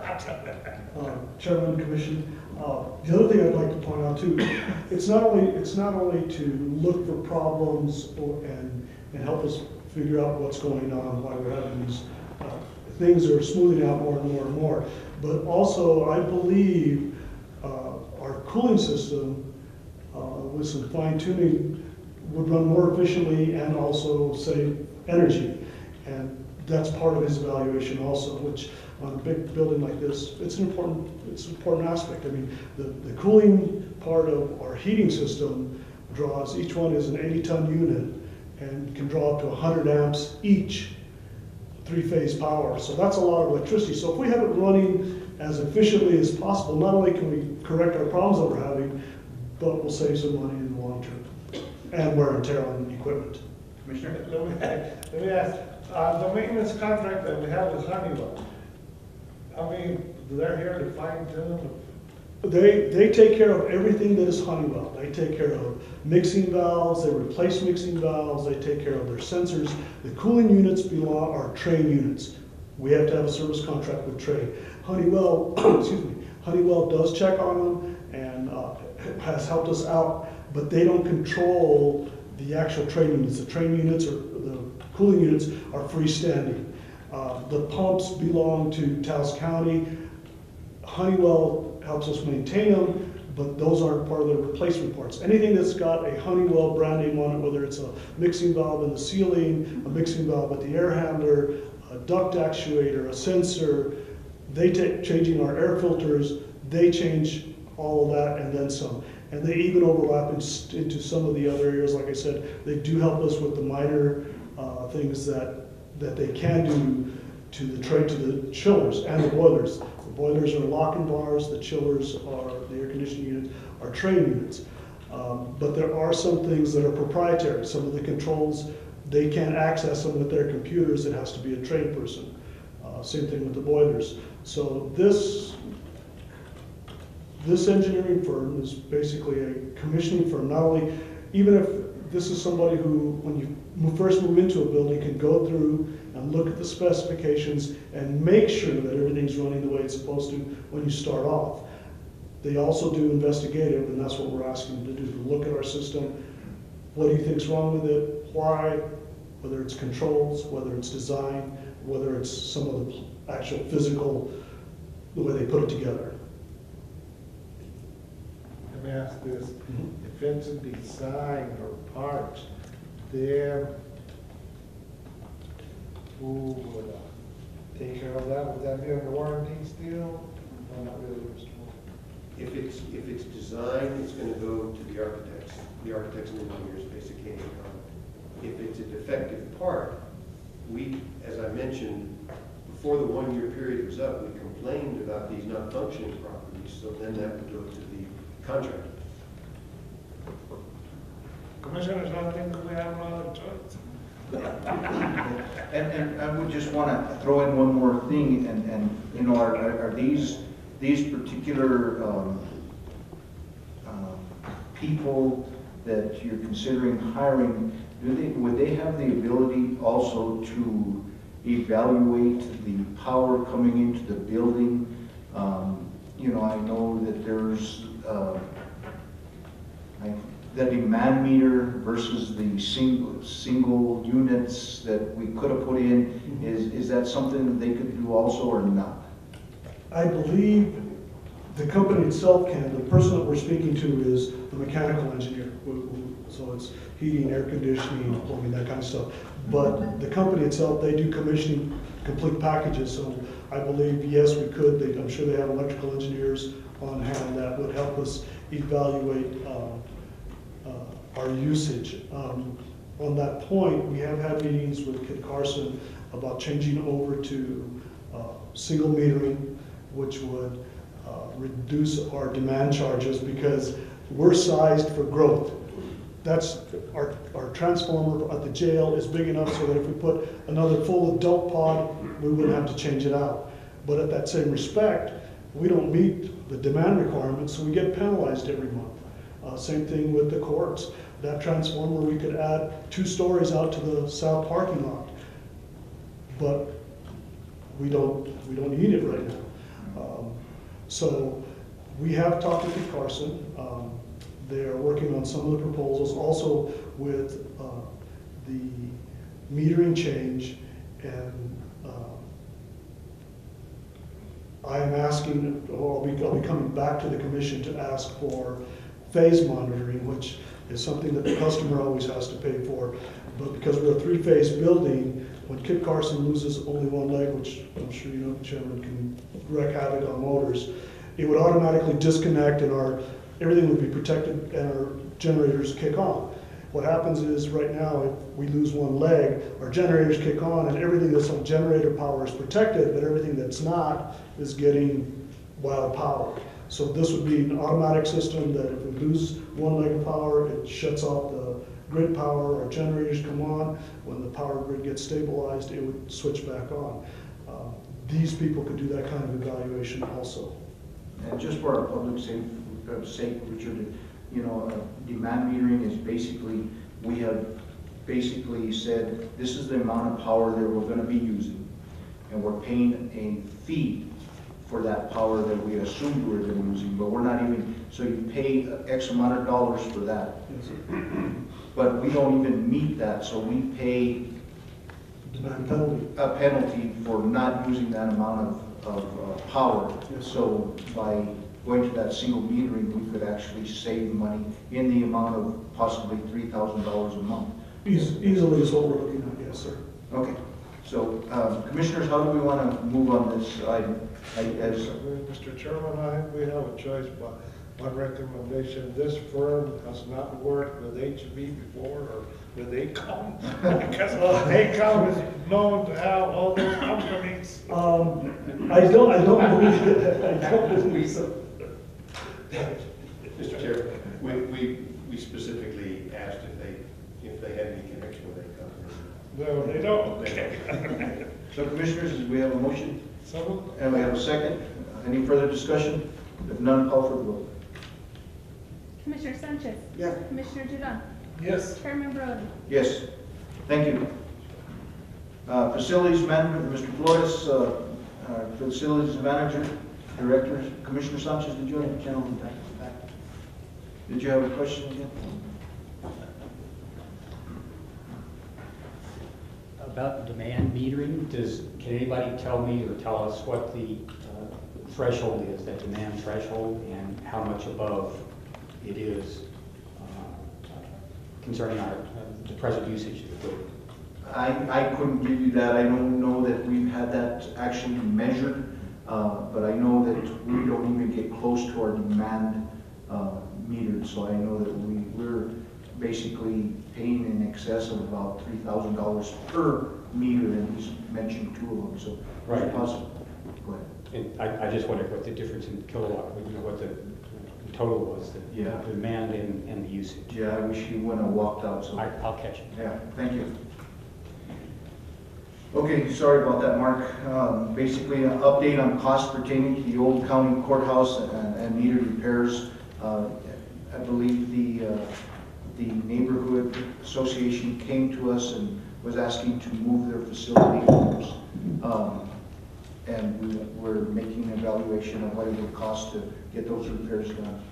Yes, sir. Chairman Brody, Commissioner Duran, Commissioner Sanchez. At the last meeting, the Taos Community Center Co-op requested to move into spaces G and H, the old county courthouse, upon it being vacated by the Taos Mountain Candle Shop. We went ahead and did a preliminary inspection prior to the last meeting, and I brought forth some deficiencies and on an overall picture of what that space needed.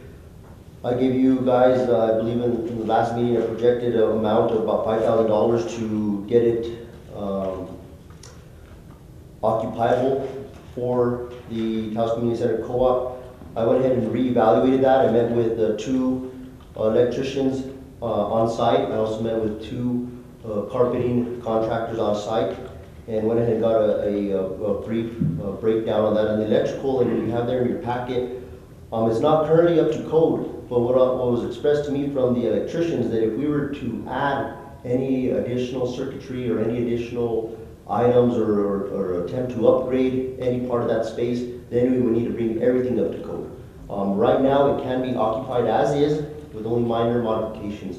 Those modifications would be to install some ground fault circuit interrupter outlets, GFCIs, and that's pretty much just to protect people from plugging in faulty equipment and so forth. They gave me kind of a high estimate on it, or I asked for, I wanted to have some cushion in there, just so I wouldn't come back and overexpend and so forth. So to do the and also, I'm jumping ahead of myself here.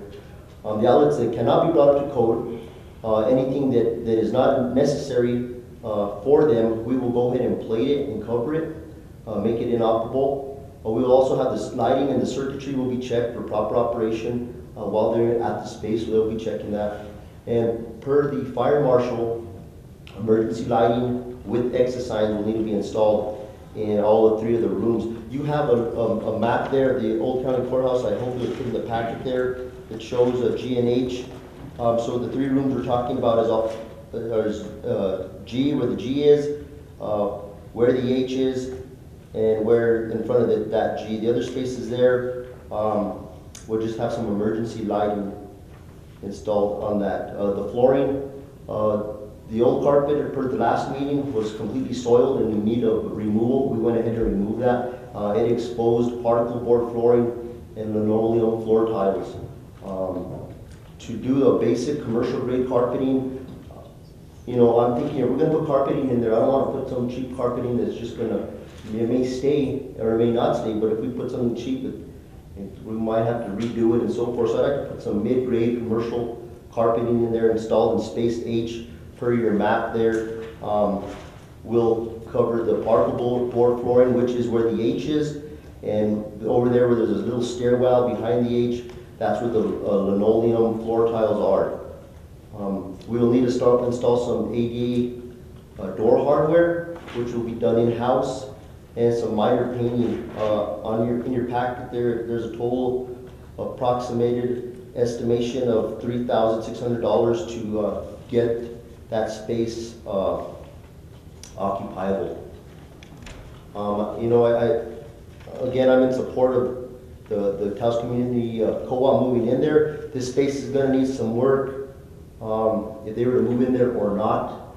The question was at the last meeting, do we spend the money to do it now, or do we wait 6 months and leave it vacant and unused till we get some bond or some grant money coming in? And then let's say we don't get the grant money coming in, or what amount do we get in? So this space is going to remain vacant for 6 months, and then let's say we get money, then it's going to remain vacant for another period of time. Whereas if this co-op can move in now, they can start generating some revenue for the community centers and so forth.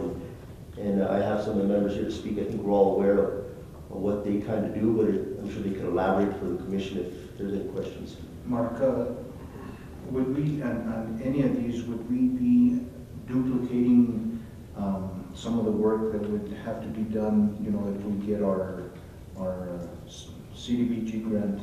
I know that the exit and those type of things we're going to have to do anyway, no matter what. And the minor electrical work that we'll be doing is not really substantial. So that, and then do we have this money in your budget, or where would this money come from? Chairman Brony, Health Commissioners, I do have the money in my budget. It is sitting there as a lump sum in the overall budget. It would be used for something else if it wasn't used for this. In my budget, we budget just X amount of dollars for various projects that arise throughout the course of the fiscal year. It would come from my budget. The money is there. It's just if the commission would allow me to spend it on that, then we still will move to do that. For your question on duplication of any of these items, the exit and emergency lighting, that's going to need to be there no matter what on any of those spaces when they're occupied. As for the outlet upgrade, all we're really doing is it's going to need to be done that anyways. I think if we went ahead and did this, we got the grant money in, we'd hire electricians, they'd come in, they'd say, we don't need to replace this outlet, but we need to install a GFI. So they would, none of it's going to be duplicated. per your question. The only thing that we may run into an issue would be the carpeting, but I think the flooring is pretty sound in that space. If we were to do some remodeling, the carpet could get covered up with plastic and so forth and protected, and then we could go ahead and the remodeling take place, the walls get channeled for electrical, so forth, and the carpeting could stay. So everything here would not be duplicated. To be honest with you, I'm somewhat assuming on the door hardware that if we were to bring that courthouse up to ADA compliancy, the doors would need to be widened. So then we need to get new doors in there, and possibly we could replace the door hardware back onto the new doors. So to give you my honest opinion, what's in front of you here, I don't think we're throwing money out the window on this stuff here. And I tried to really get estimates and look at things to where we're not going to spend money now that down the road we're going to just be tearing it up and so forth. But the carpeting, we know what carpeting is. And the last question, I'm going to put you on the spot here. What's your recommendations for this? Well, my recommendation is that to go ahead and move on this. I actually think we could get this done for less than the $3,600 amount. A lot of this stuff, the door hardware and the painting could be done in-house. I have an estimate there about $200 for the door hardware, $200 for the painting. That could be less. The carpeting, it's right around $1,500. It's going to stay fixed. As for the electrical, those are a little bit inflated prices there. I would move, in my personal opinion, to go ahead and do this, and I think it benefits the community as a whole, and it keeps soul to the building, keeps life in the building, rather than. And I actually had a request from one of the tenants that I'm not sure the name right off the hand, but there's a little jewelry shop right there. She's all by herself in there. When they're not in there, she's the only tenant in the space. It'd be nice to get some activity in the building. So I'm all for it. Okay. Commissioner Sanchez? Chairman, Commissioner, also, you say you got it in the budget, you answered that. I think we need to move on this for the simple reason, we wait any longer, it's go up in price. Yes, sir. Let's jump on it now. Also, and you're using, I know the chairman's always touching on this, are we using local contractors, electrical and carpet contractors that will be doing this? Well, yes, sir. Chairman Brody, fellow commissioners, I'm an adamant supporter of spending our money within Taos County. I really do my best to seek out local contractors. Obviously, they got to be bonded and insured, but I'm always seeking out kind of the little guy too, somebody that's going to benefit, and kind of, but if we can get a cheaper price with one of the larger companies, maybe that's the way to go, but definitely local. Thank you, Mark. Mark, the only one item that I have is the carpeting. Is there any other way we can, cover that floor, to make it usable for now? Because, during the construction phase of it, I'm afraid that carpet is going to be ruined. And is there any other avenue that we could look at? We could, to be real honest with you, Chairman Brody, the particle board flooring that's exposed, there's seams and so forth. It's a little unsightly. As for the linoleum tile there, it's pretty unsightly.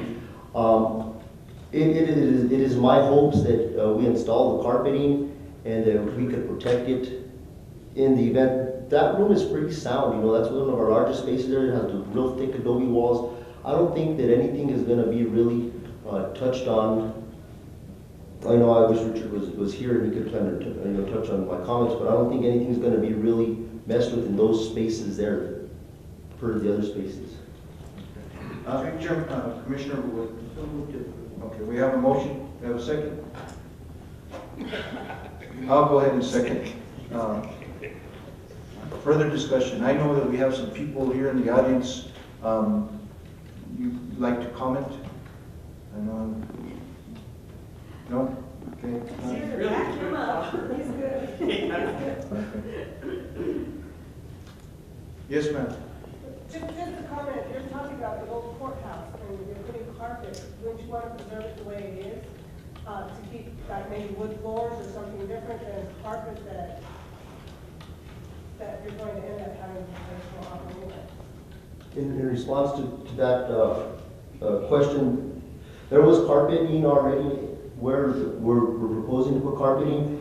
We removed the carpeting, and what was exposed was particle board flooring, which is rock construction, and at that point in time, you would either put, there was never anything done substantial to that flooring. You could put wood flooring on top of that particle board flooring. You could go ahead and put what would be concrete board and do tile, or you would put carpeting. So in that one room, something needs to be done to the flooring. There's nothing that's historically active or intact there. And as for the linoleum, tiling there, it's pretty beat up. It was covered with carpeting. There's question as to, it was brought up that it may have asbestos. So prior to remove, the thing with asbestos, if you don't mess with it, you don't touch it, it's fine. So once it gets in the air and it gets particulated. So what we're talking about putting carpeting there, there was already carpeting there. It doesn't mess with the historical nature of the space, and something needs to be done to cover what's there.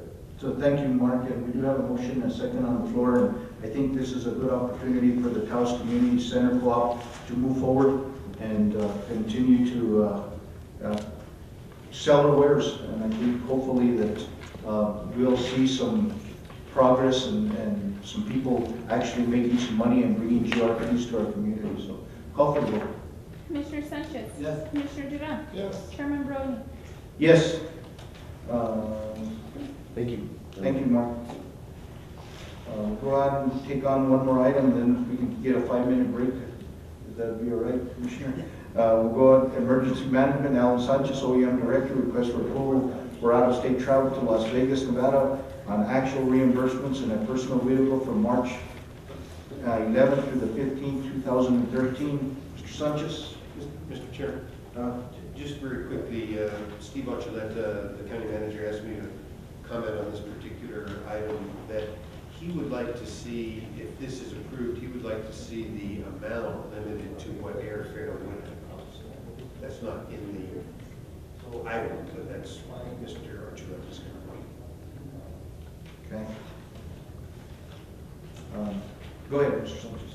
Mr. Chairman, Commissioners, what I'm asking to go to attend, it's a conference in Las Vegas. It's held annually. It's called the International Wireless and Communications Expo.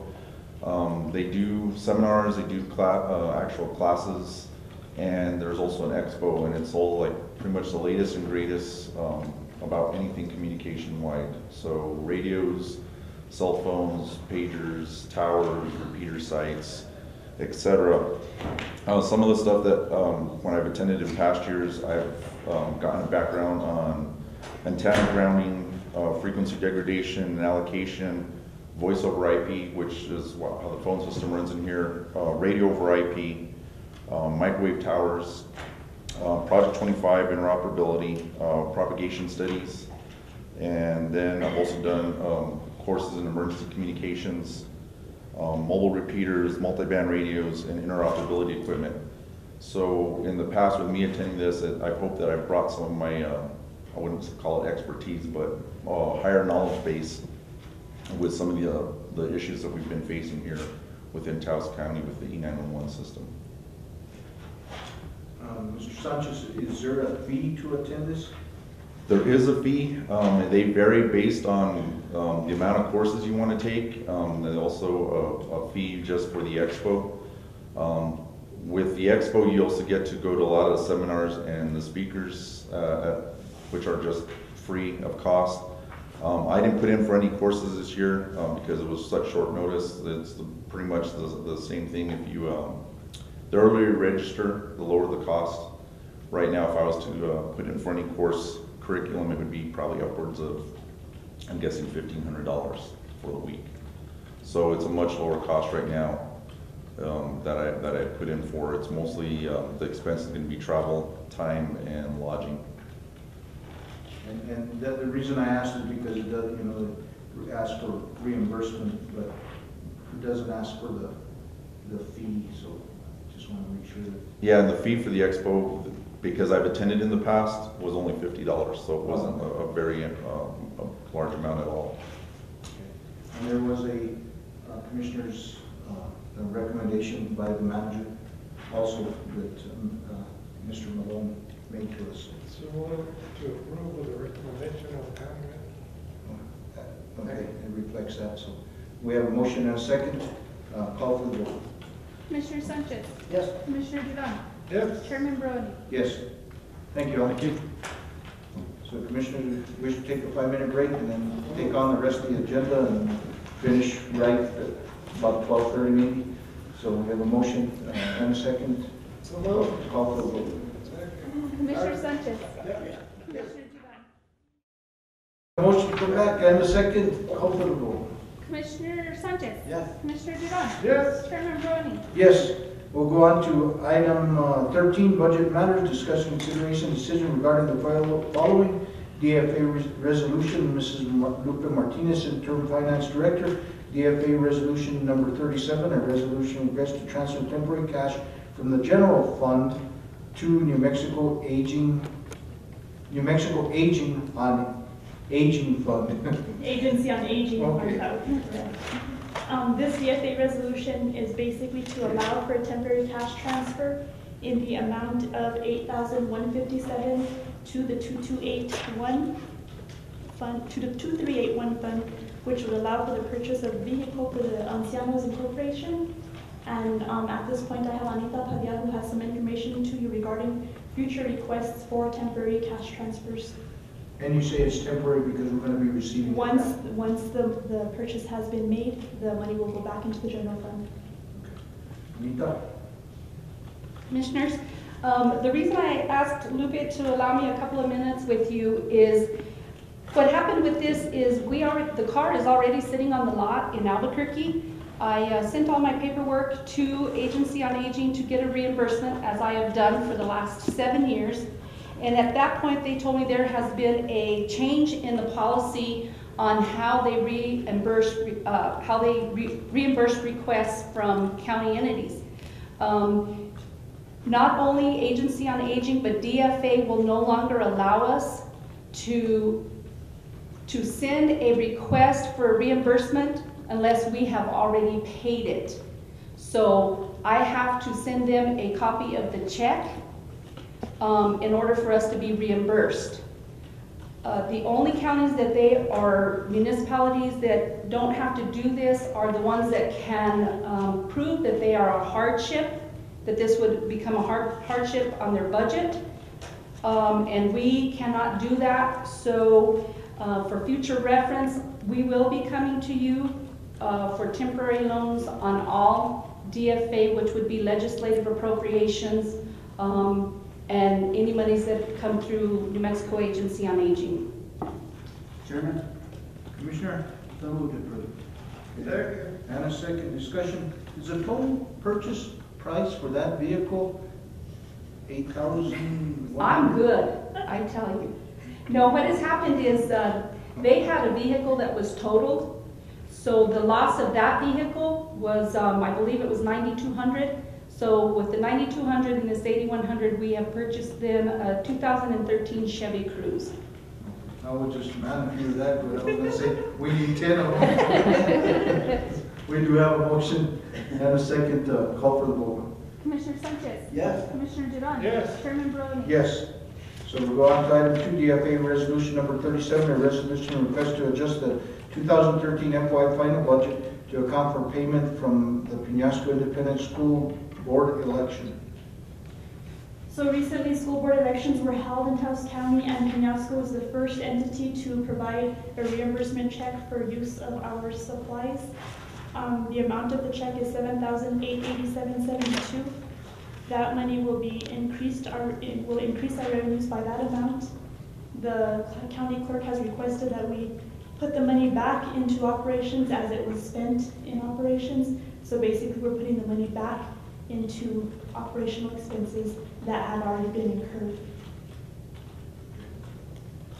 Commissioners, do we have a motion to approve? Do we have a second? And a second. Any further discussion? Call for the vote. Commissioner Sanchez. Yes. Commissioner Duran. Yes. Chairman Brony. Yes. B, budget line item adjustment, Lupe Martinez, Amalia Ventejo, Fire Department. Amalia Ventura Fire Department, Tim Seguro actually planned on being here today, but he had some prior commitments, so he was unable to attend.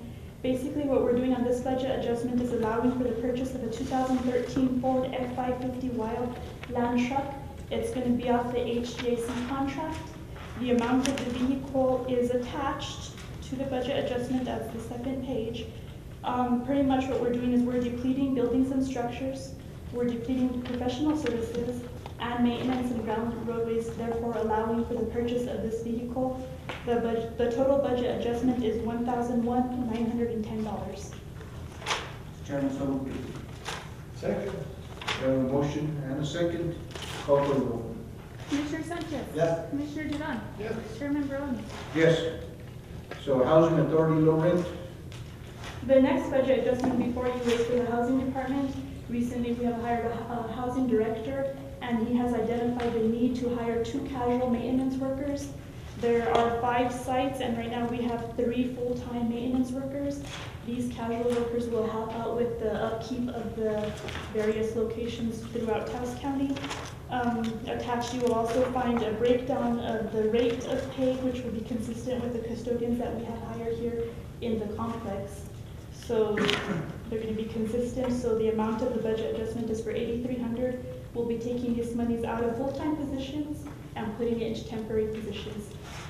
And I guess, oh, go ahead, Commissioner Sanchez. Chairman, Commissioners, could we get full-time there? I know we were behind work schedule or whatever they had at the housing that Mr. Curry brought up at our last meeting. What the plan is, because it's almost the end of this fiscal year, he wants to basically hire them as casuals for now, and then with the new budget, then we'll put them in as full-time. And with these 2, could they be considered for being full-time on the time of Sure. And that's the question I was going to have. I was just going to make sure with Mr. Malone that these 2 would have the ability, if jobs opened up within the county, that they would be considered because they are employees of the There would be county. nothing to prevent that at all. Okay. Even, Mr. Chairman, even though they changed the job description. Well, they'd be eligible to apply for it, I guess. For a different No, they'd be eligible to apply for another job. Right. With a different description. Sure. Because that's been going on, they changed. Yeah. So do we have a motion on this? So moved. And a second. Call for the vote. Commissioner Sanchez. Yes. Commissioner Duran. Yes. Chairman Barone. Yes. Community Development. The last budget adjustment before you is for the Office of Community Development. What we're doing here is we're proposing to increase employee training by $450 and therefore decreasing publishing and printing to allow for employees in that department to attend an Excel course.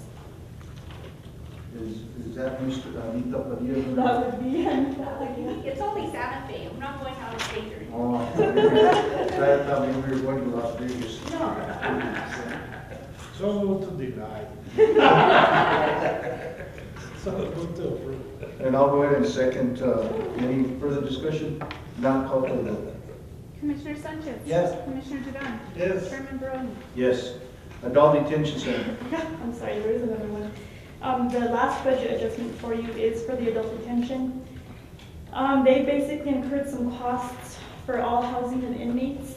Their overtime budget pretty much is nothing. And their employee training, we need to put monies in. At the last commission meeting, we had approved for some software for the man-down training. And so with that, we need to put money into employee training so they can pay for the training of that new software that they'll be getting. The overtime attached, you will find a copy of their budget. And right now, their overtime is $1,300, and that will not sustain fiscal year end. So we are increasing overtime by $13,000. We're putting $15,000 into all housing and prisoners, and the employee training will be $2,000. And this money will be coming from their department's budget out of temporary positions for $30,000. And the $30,000 has not been spent at all, so that money will just basically come within their budget. So moved to approve. A motion to approve, second, and a second. No further discussion. Is their budget looking? They're pretty much going through it. Yeah. So pretty much every month we give them their budget report, and we pretty much go through it with Mr. Sprunk and Anissa. And so we'll be giving him his budget report this week, and we'll go over it again. Call for the vote. Commissioner Sanchez. Yes. Commissioner Duran. Yes. Chairman Barone. Yes. Do we have a motion for adjournment, Commissioners? So moved. Thank you. So moved. And a second, call for the vote. Commissioner Sanchez. Yes. Commissioner Duran. Yes. Chairman Barone. Yes. Thank you. Thank you. And to all, a good evening. And 12 good day. Tomorrow?